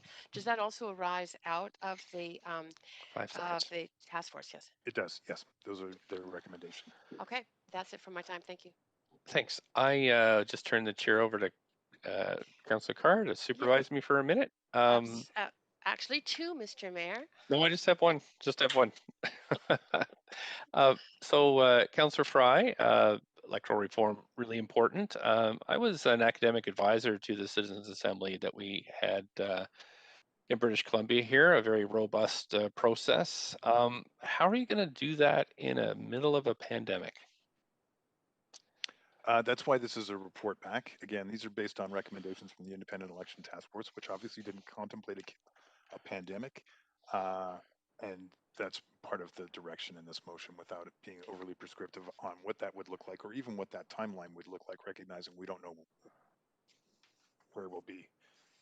I guess my concern is that, you know, it wouldn't be in time to change things and attach it to, say, a plebiscite or something. And okay, I've got your thoughts on that. I don't really have another question, but and my time's up. Yes, not quite, but that's very good. Okay, thanks. No problem, thanks. Councillor Boyle, if I can take the chair back. Go ahead, Councillor Boyle. Thanks, Mayor. And I also have a question on A, which is a clarification, I guess, that it lists including something as part of your city hall or another different deliberative participatory process, or maybe a citizens assembly. And so I'm just trying to wrap my head around which of those would be your preference, I guess, Councillor Fry, and how, and are we just directing staff to decide, particularly in the first clause, which they think is best rather than giving clearer instruction there? As members will know, I had originally contemplated this as going through the Vancouver plan, which staff advised was not a good idea. So I left this a little bit open for alternate options. Your City Hall was something that was proposed by staff in the most recent random ballot initiative that we talked about. And I do think that in the other processes that might consider things like a community assembly and the Independent Election Task Force, empowering them perhaps to hold public forum or whatever. Thanks for just at the minute. Councillor DeGenova, up to a minute. Oops. Maybe you're on mute, Councillor DeGenova. I tried to take myself off, Mr. Mayor, Okay, actually. go ahead, up to a minute. My question was already asked, so I'm good. Okay. Okay, great. Thanks. That's it. Thanks. So we need a seconder for this motion. I'll second. Councillor Carr. Thank you.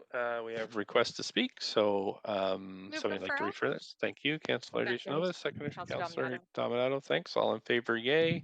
Yay. Yay. Opposed, Yay. nay. Great. Okay, thanks very much. So if I can turn the chair over to Councillor Carr. Absolutely. Yeah, And go ahead. perhaps the clerks will do the timing and stuff as we go along. Yeah, okay, that's going. So I thanks have a very cell much. phone, but that would be helpful too. Okay. So go ahead. Council Motion 7 is understanding COVID-19 recovery through housing construction to be moved by Mayor Stewart. Mayor Stewart, you have 2 minutes. Go ahead. Thanks. So through the COVID Recovery Committee, there were a number of recommendations. One around housing. One was develop a just recovery focused on addressing the very unaffordable housing market and to tackle systemic problems quickly and to create a new, better normal. We also know that COVID-19 has adversely impacted our economy. And the construction sector has been hit very, very hard in the city with approximately 10,000 fewer jobs. So that is not great when we're considering how hard the pandemic is hitting everybody. So there may be some opportunities to kind of accelerate recovery, and what I'm proposing here is that we just get more information. It's not dissimilar to what Councillor Hardwick proposed, although I've learned from that process, and in this motion, I've put explicitly what information I would like council to see, and that's it essentially. Is that there would be a searchable database of projects that have been proposed that aren't covered by any other uh, universal policies. So that's what I'm proposing here, and hoping that you'll support me. Thanks, Mayor Stewart. Council, do you have any questions for Mayor Stewart? I see Councillor Hardwick is on the queue. Go ahead, Councillor Hardwick, for up to 1 minute. Thank you very much. Mr. Mayor, you mentioned 10,000 construction jobs had been lost in the city of Vancouver proper, is that? Those, I believe, are metro numbers. And what is the source of your data? Well, it's the labor force survey. Okay, and that's thank you. You that didn't mention that. the Vancouver Economic Commission does those numbers and gives it to us, thankfully. Okay, so that's across the 22 municipalities, not specific to the city of Vancouver. Sure, and that's Okay. I'm trying to get that data disaggregated, but that's where we are now. Thank you. Okay. That's it, Councillor Hardwick? Good. I see was no trying one to be else efficient. You are very good. I see no one else on the queue. Move So would referral. someone like to second? Second the motion first. Kirby Young. Thank you, Councillor Kirby Young. Move referral. Thank you very, you're faster. And a seconder? Second, Councillor Bly. Great. All those in favor say yay. Yay. Yay. Yay. Those in opposition say nay. Motion is referred to standing committee tomorrow morning. And Mayor Stewart, you may resume the chair. Thank you very much. We're on to motion number 8, which is aligning the cannabis license fee structure to support Vancouver businesses. And this is moved by Councillor Bly. So Councillor Bly, you have up to 2 minutes. Thank you, Mayor.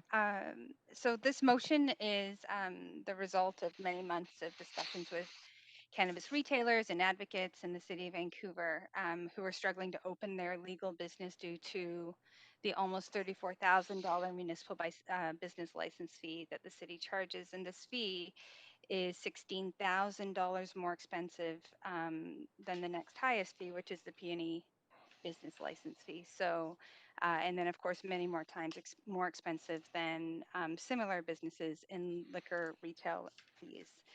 And of course, this follows drawn out provincial licensing processes and further fees and just presents a significant barrier for businesses to enter the legal retail industry.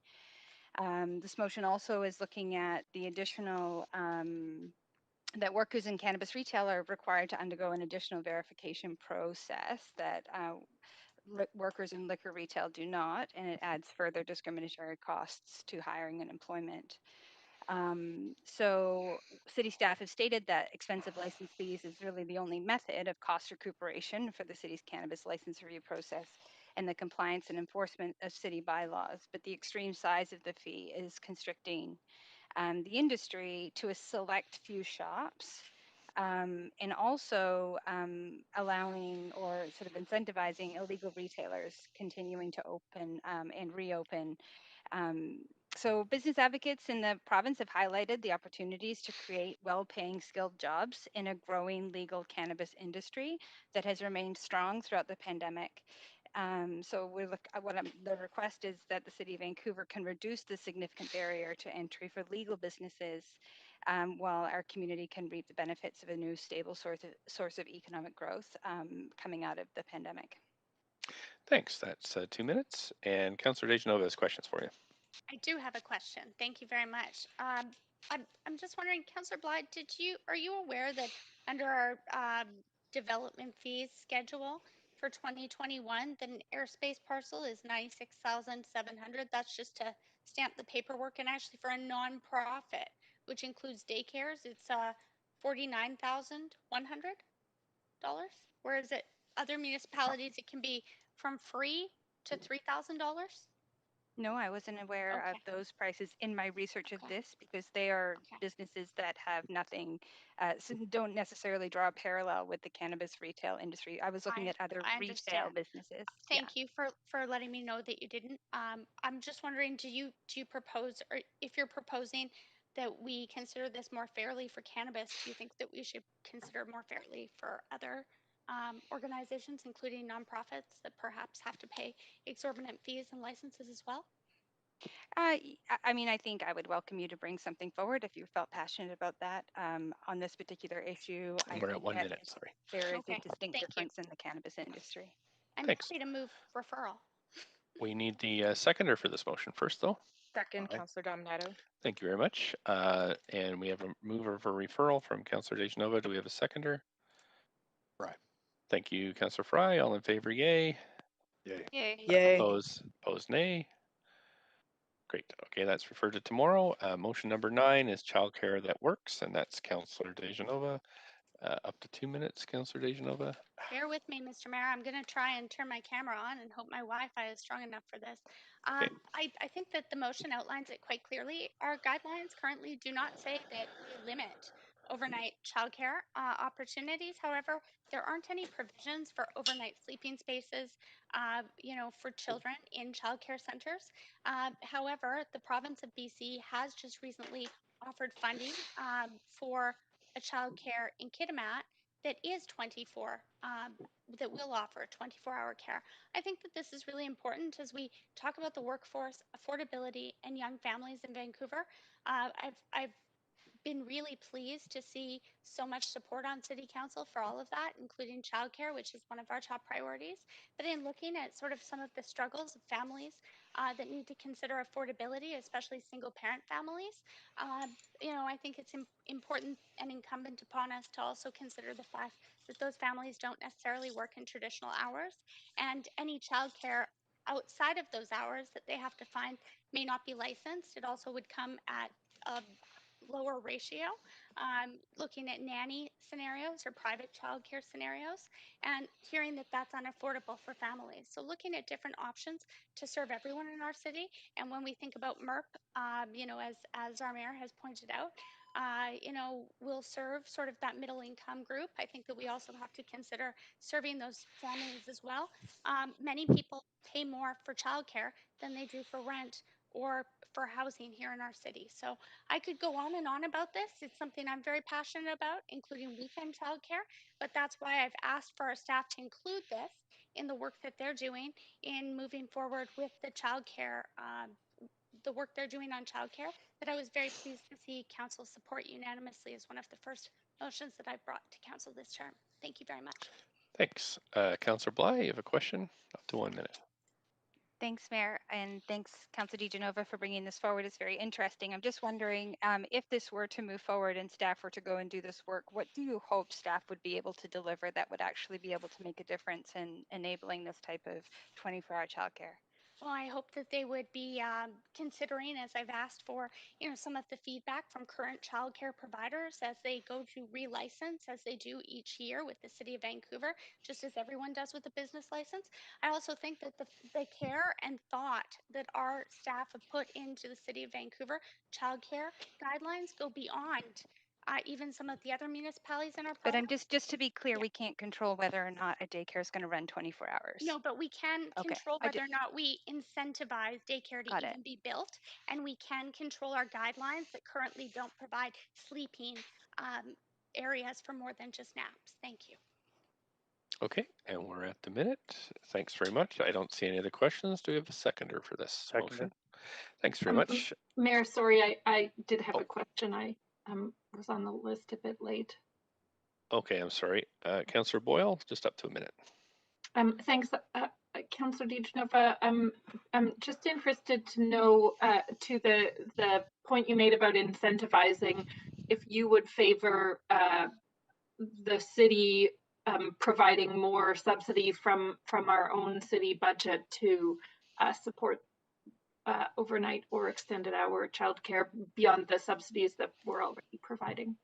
I'm wondering, Councillor Boyle, in the motion, I've asked that we look at perhaps having our staff approach the province on that. If they Sure, think I'm that's just wondering necessary. if the province wasn't I'm providing more funding, if you would support it coming from city taxpayer dollars. I mean, it's hard to say that without looking at the report back from staff. And as I've said, I already compliment their work. So if staff made a case for it and there was a way to move forward with this that was doable and within our budget, looking at that from the development budget, just as we see with nonprofits benefiting, then I would be supportive of it. But it all depends on the report back and recommendations. That's all I'm asking for here. Thanks, Councillor Boyle. Thanks. That is the 1 minute. So we have a seconder for this motion. Sorry, Councillor Weeb seconded it. Councillor Weeb, thanks very much. Request to, okay, we have a request to speak. So we have a referral. Somebody want to move the referral? Thank you. Councillor DeGenova, seconder. Second, Councillor Dominato. Thank you, Councillor Dominato. All in favor, yay. Yay. Opposed, nay. Okay, that's referred to tomorrow. Okay, council, we're at 4:32. Making good time here. We have notice of council members' motions. So if you just want to put yourself on the queue, if you've got motions to put forward, great. Councillor Swanson, just the title and to make sure you send in to the clerk.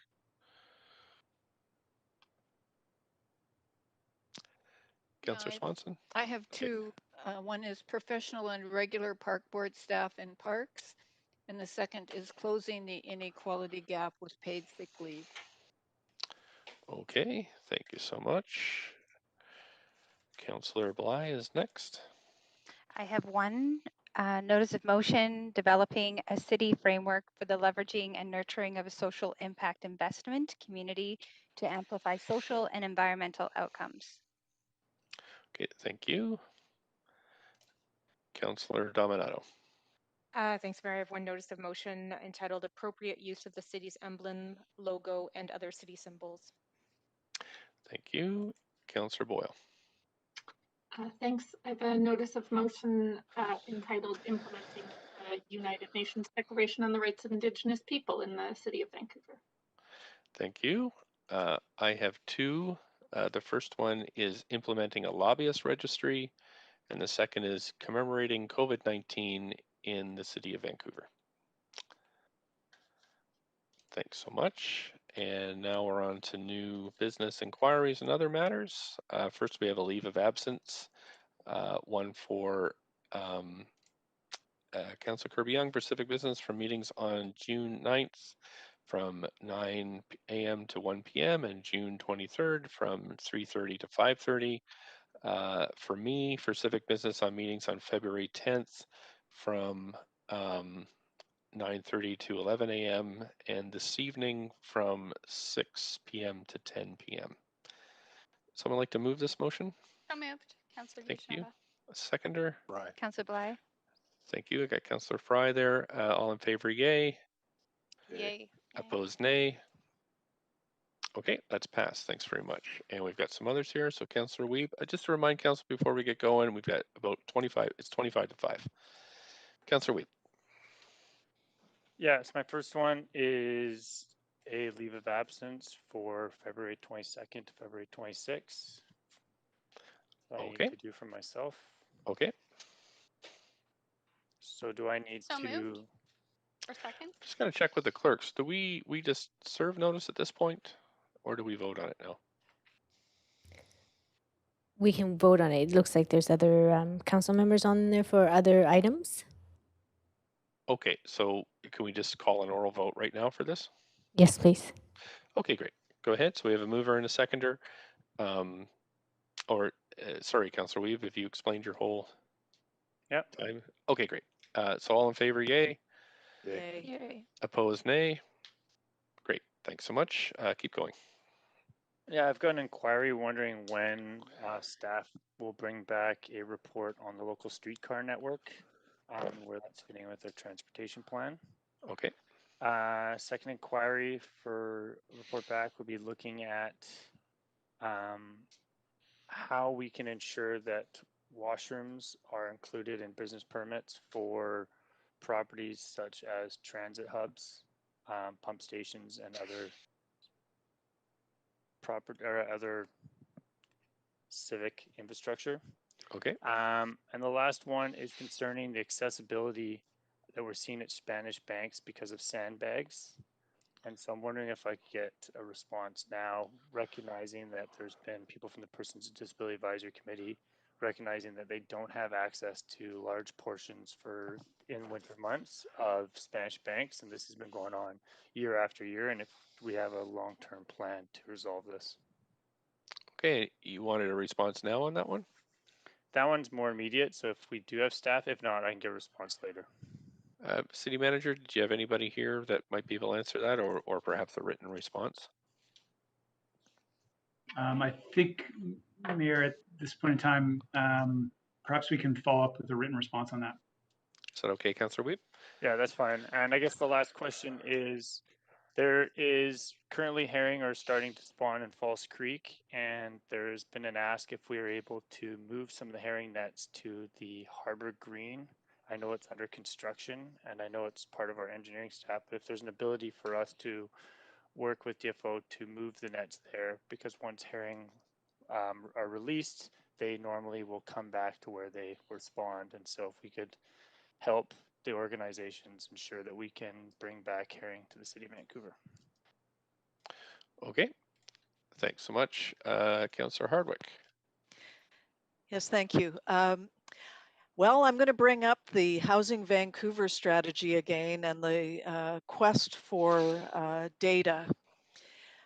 We did receive a memo dated February 5th, and while this information was helpful, it unfortunately does not cover most of the important data that is needed for recalibrating the Housing Vancouver strategy.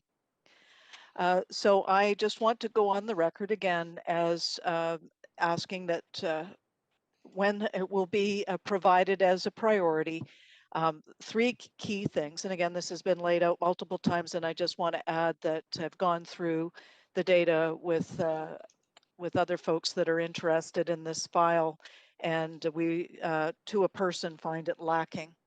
The three areas are under council direction, the annual historical data since 2010 to the present for rezoning and development permit applications for new housing development listed by project, including data on the actual or estimated number and type of housing units and the status of each project, approved, modified, rejected, etc.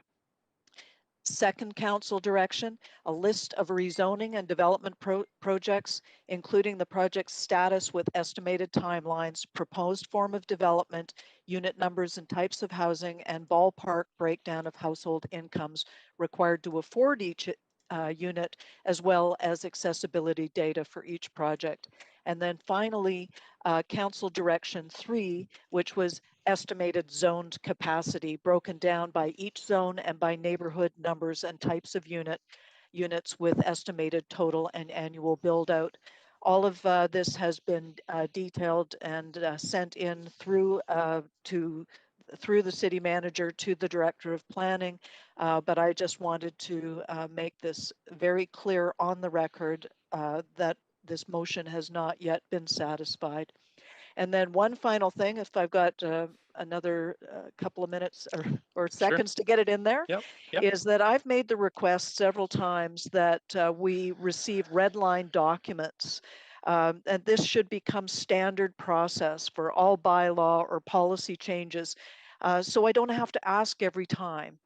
I know that there are reviews being undertaken by staff in this regard, but it's really kind of essential that we be able to see where changes have happened without having to go back and try and look at documents side by each. So again, I wanted to go formally on the record of requesting that this becomes standard practice of providing red line documents. Thank you.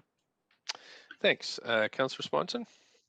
Mr. Mayor, if I may respond, if that's okay. Sure. Sorry about that. Yep, go ahead, City Manager. On both those points. So first of all, with respect to the housing data, so yes, as obviously as Councillor Hardwick has indicated, there was a memo provided last week with some data. The next step that we're now undertaking on that is going back to Council's motion on this matter, looking at the data that the Councillors indicated is outstanding, and determining what effort would be required to produce that, and we'll report back to council on that. Understand again that if council sought data, we need to deliver on that, but also want to ensure that council understands what the implications of doing so are.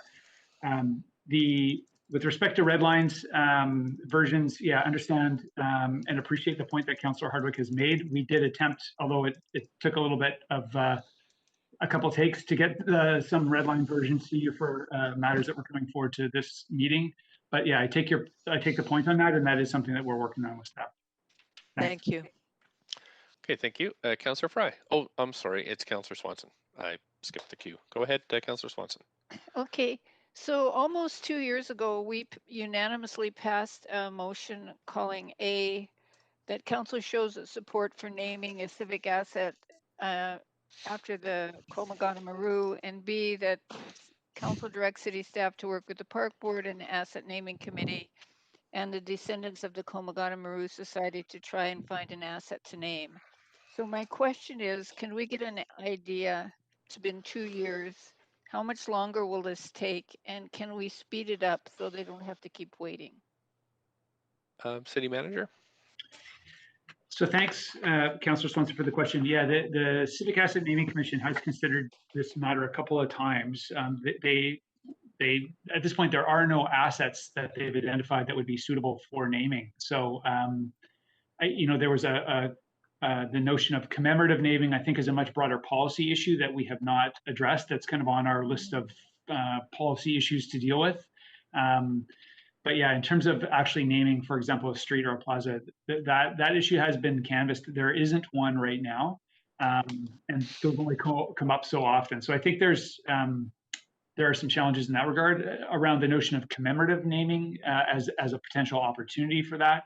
Like I say, that's a bigger policy question for us that right now is identified as an outstanding issue, but isn't one that staff have identified as a priority for this year. Work plan wise, obviously we can reprioritize as council directs. We do understand that this is an ongoing concern and question. Yeah, I've heard that there is a group that's working for the waterfront road to be renamed, which is federal, except that there's a little peak part of it that's a little tail of it that's city, so that might be one. And another would be to do part of Main Street, not the part by the Punjabi market, but south of that for commemorative naming. So those would be two options to look at. Okay. Anything else, Councillor Swanson? No, that's good. Okay, thanks. Councillor Fry. Yeah, thank you. I have inquiry and some new business. In fact, similar to Councillor Swanson, referencing back 2 years ago to a motion that was passed unanimously by this council, looking at de facto community gardens and how they're often used as land banks for developer holdings and taxed at a different assessment rate. Since the time of that resolution, we've had 2 BC assessment cycles come and go, and really haven't reached any resolution to suggest some of the stuff in that motion which talked about the ability for perhaps the city to put a permitting system or some kind of approval process before folks can repurpose these properties for favorable tax benefits. So hoping we can get some kind of update. I don't expect it right this moment, but I definitely would like to see something so we could get on top of this by the next BC assessment tax period, which would be in October of 2021. So just putting that out there. For new business, I would like to put out a leave of absence for civic business on Thursday, February 18th from 7 to 7:30. And Okay. also for new business. We can just deal with that now if you want. Oh, sure. Okay, so can I have a seconder for that? Second. I heard Councillor Bly. All in favor, yay. Yay. Yay. Opposed, nay. Great, so that's passed. Continue on, Councillor Fry. Yeah. Lastly, Mayor, I just want to acknowledge the shock to our city and the tragic circumstances surrounding the murder of Usha Singh last week, and I think that's shaken many in our city. And I know that our police are obviously working very, very diligently on this. And I just want to reflect that this council are also moved and compelled by this heinous act, and just an acknowledgement of the tragedy surrounding the death of Ms. Singh. I feel is sort of appropriate at this moment. So just wanted to acknowledge that, and it has galvanized our city, I think, to really seek some solutions and answers. Thank you, Councillor Fry. Councillor Dominato. Thanks, Mayor. Yeah, a couple of inquiries today. With the enactment of the Code of Conduct done today, could staff just comment on the timeline for appointing an Integrity Commissioner, what that looks like? City Manager. Yeah, Council, that's Councillor Domino. That's something that we've turned our mind to. I don't have a specific timeline for you on that, but we can certainly report back. As you'll recall, the Code of Conduct does, the bylaw does provide for kind of ad hoc appointments. Should we need that in the interim? But we would be coming back to Council with recommendations on that as soon as possible. I will come back with a, like I say, a more useful timeline for you. Okay, fantastic. Thank you. A couple of more questions. One is with respect to city policy, and the question is there city policy governing the use of the city's emblem, logo, and other city symbols currently in place? There is, Councillor Domino, a policy that applies to staff. So far as I know, I would have to go back and review that. Okay, that would be fantastic if we get a report back on that. My third question is around, we had quite a lengthy discussion today about the Granville Strip and opportunities there. During the budget session, the night economy work was deferred due to budget constraints, is my recollection. And I'm curious if there are any opportunities for that work to go forward in light of, I think there's a lot of excitement out there around revitalization given the COVID and economic opportunities. And so some people have asked me about that work and whether that's something that we might try to undertake either through VEC or through a third party, through an MOU, if there's any considerations been given to that. And I'm happy to get a report back.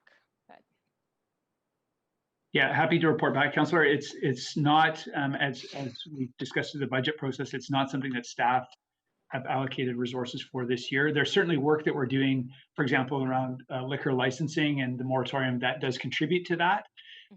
But in terms of that specific initiative, again, right now it's kind of been earmarked for 2022. But yeah, happy to come back with an answer, more information for you on that as well. Yeah, I'd appreciate that, and certainly what opportunities could be leveraged through existing kind of relationships and partnerships, because VEC's budget was maintained, and so perhaps there's an opportunity through the staff there. And then just going back to the work that's happening around the Broadway line, I appreciate that in conversations we have with TransLink that there'll be washrooms at, I believe it's Cambie and Arbutus, and in terms of full access washrooms, other locations where you'll have to ask an attendant for access to a washroom. But I'm just wondering if there's an opportunity to further discussion with TransLink around cost sharing or ways to have more public washrooms within the other stations, because right now it's quite limited. Yes, Councillor, again, can follow up with a more detailed report for you from engineering. It's definitely been a subject of ongoing discussion with TransLink and the project. And there are two considerations, as you know, you've heard from us before. One is the kind of capital cost of constructing those facilities, but actually the bigger barrier is actually the cost of operating them, which are very, very significant. So yeah, I think there's collective recognition of the importance and the value of those facilities. It's a very significant financial challenge though, but yeah, happy to circle back with an update on the discussions that we've had with the other parties on that. Great, thank you. Thanks so much, Councillor Dejanova. We're just at 10 to Council. Just before I start your timer, Councillor Dejanova, I think I'll need just a quick motion to extend just to get through the four of us. Motion to extend to get through. Okay, thanks very much. Councillor Hardwick, second by Councillor Dominato. All in favor, yay. Yay. Yay. Opposed, nay. Great. Okay, thanks so much. Councillor Dejanova, please go ahead. Thanks, Mr. Mayor. I've just sent in a motion to be co-submitted or moved or seconded by Councillor Wiebe and myself to switch months on the deputy mayor roster. So I don't know if Councillor Wiebe might want to move that or second it, but I would be moving to June and he would be moving to March, so it would be a straight trade of months. Okay, just going to check with the clerks. We can deal with that. With the clerks. And clerks, could, yeah. just checking with the clerks. Okay. Okay, so we can. So I have a mover. You're moving this, Councillor Dejanova? Yes. Second by Councillor Wiebe. So any debate on this? Okay, we'll do yays and nays. All in favor, yay. Yay. Yay. Yay. Opposed, nay. Okay, so that's passed. Thanks very much. Anything else, Councillor Dejanova? That's all. On to Councillor Kirby-Young. Yeah, thank you. Just a couple of quick inquiries. I'll try to be quick. One is I'm wondering if is there any data available on complaints that may have come in through 311 or VanConnect with respect to noise complaints around gas-powered gardening equipment and other maintenance equipment in the city?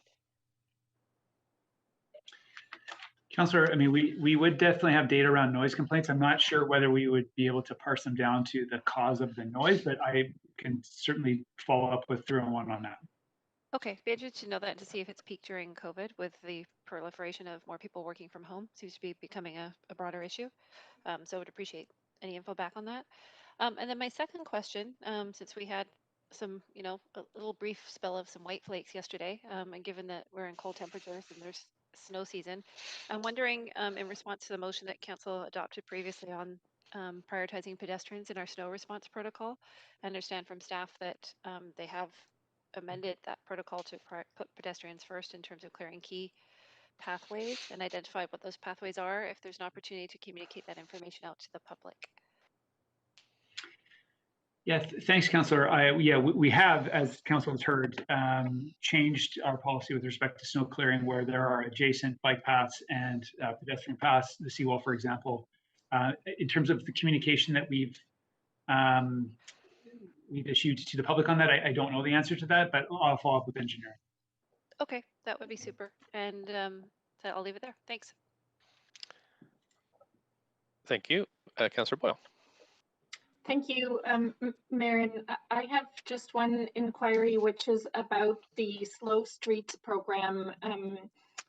Councillors regularly get tagged, particularly on social media, with questions or concerns about the temporary orange barriers being moved on various slow streets, and wanting to ensure that where a street is labeled as a slow street, that the traffic is actually being slowed so that those pedestrians and other non-car users are safe in that space. I'm wondering if at some point Council can get an update on the implementation of that program and any challenges or changes that are being made to address the slew of concerns that we've been hearing about those barriers being moved and other challenges or successes that that program is seeing.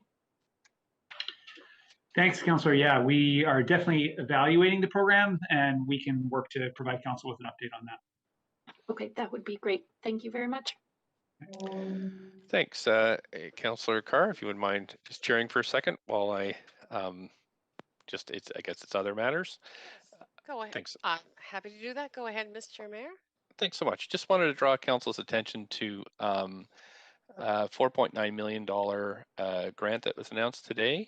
This is from the federal Reaching Home program that flows through Luma Native Housing. The feds distribute the money to Luma that has an advisory panel that decides where monies go.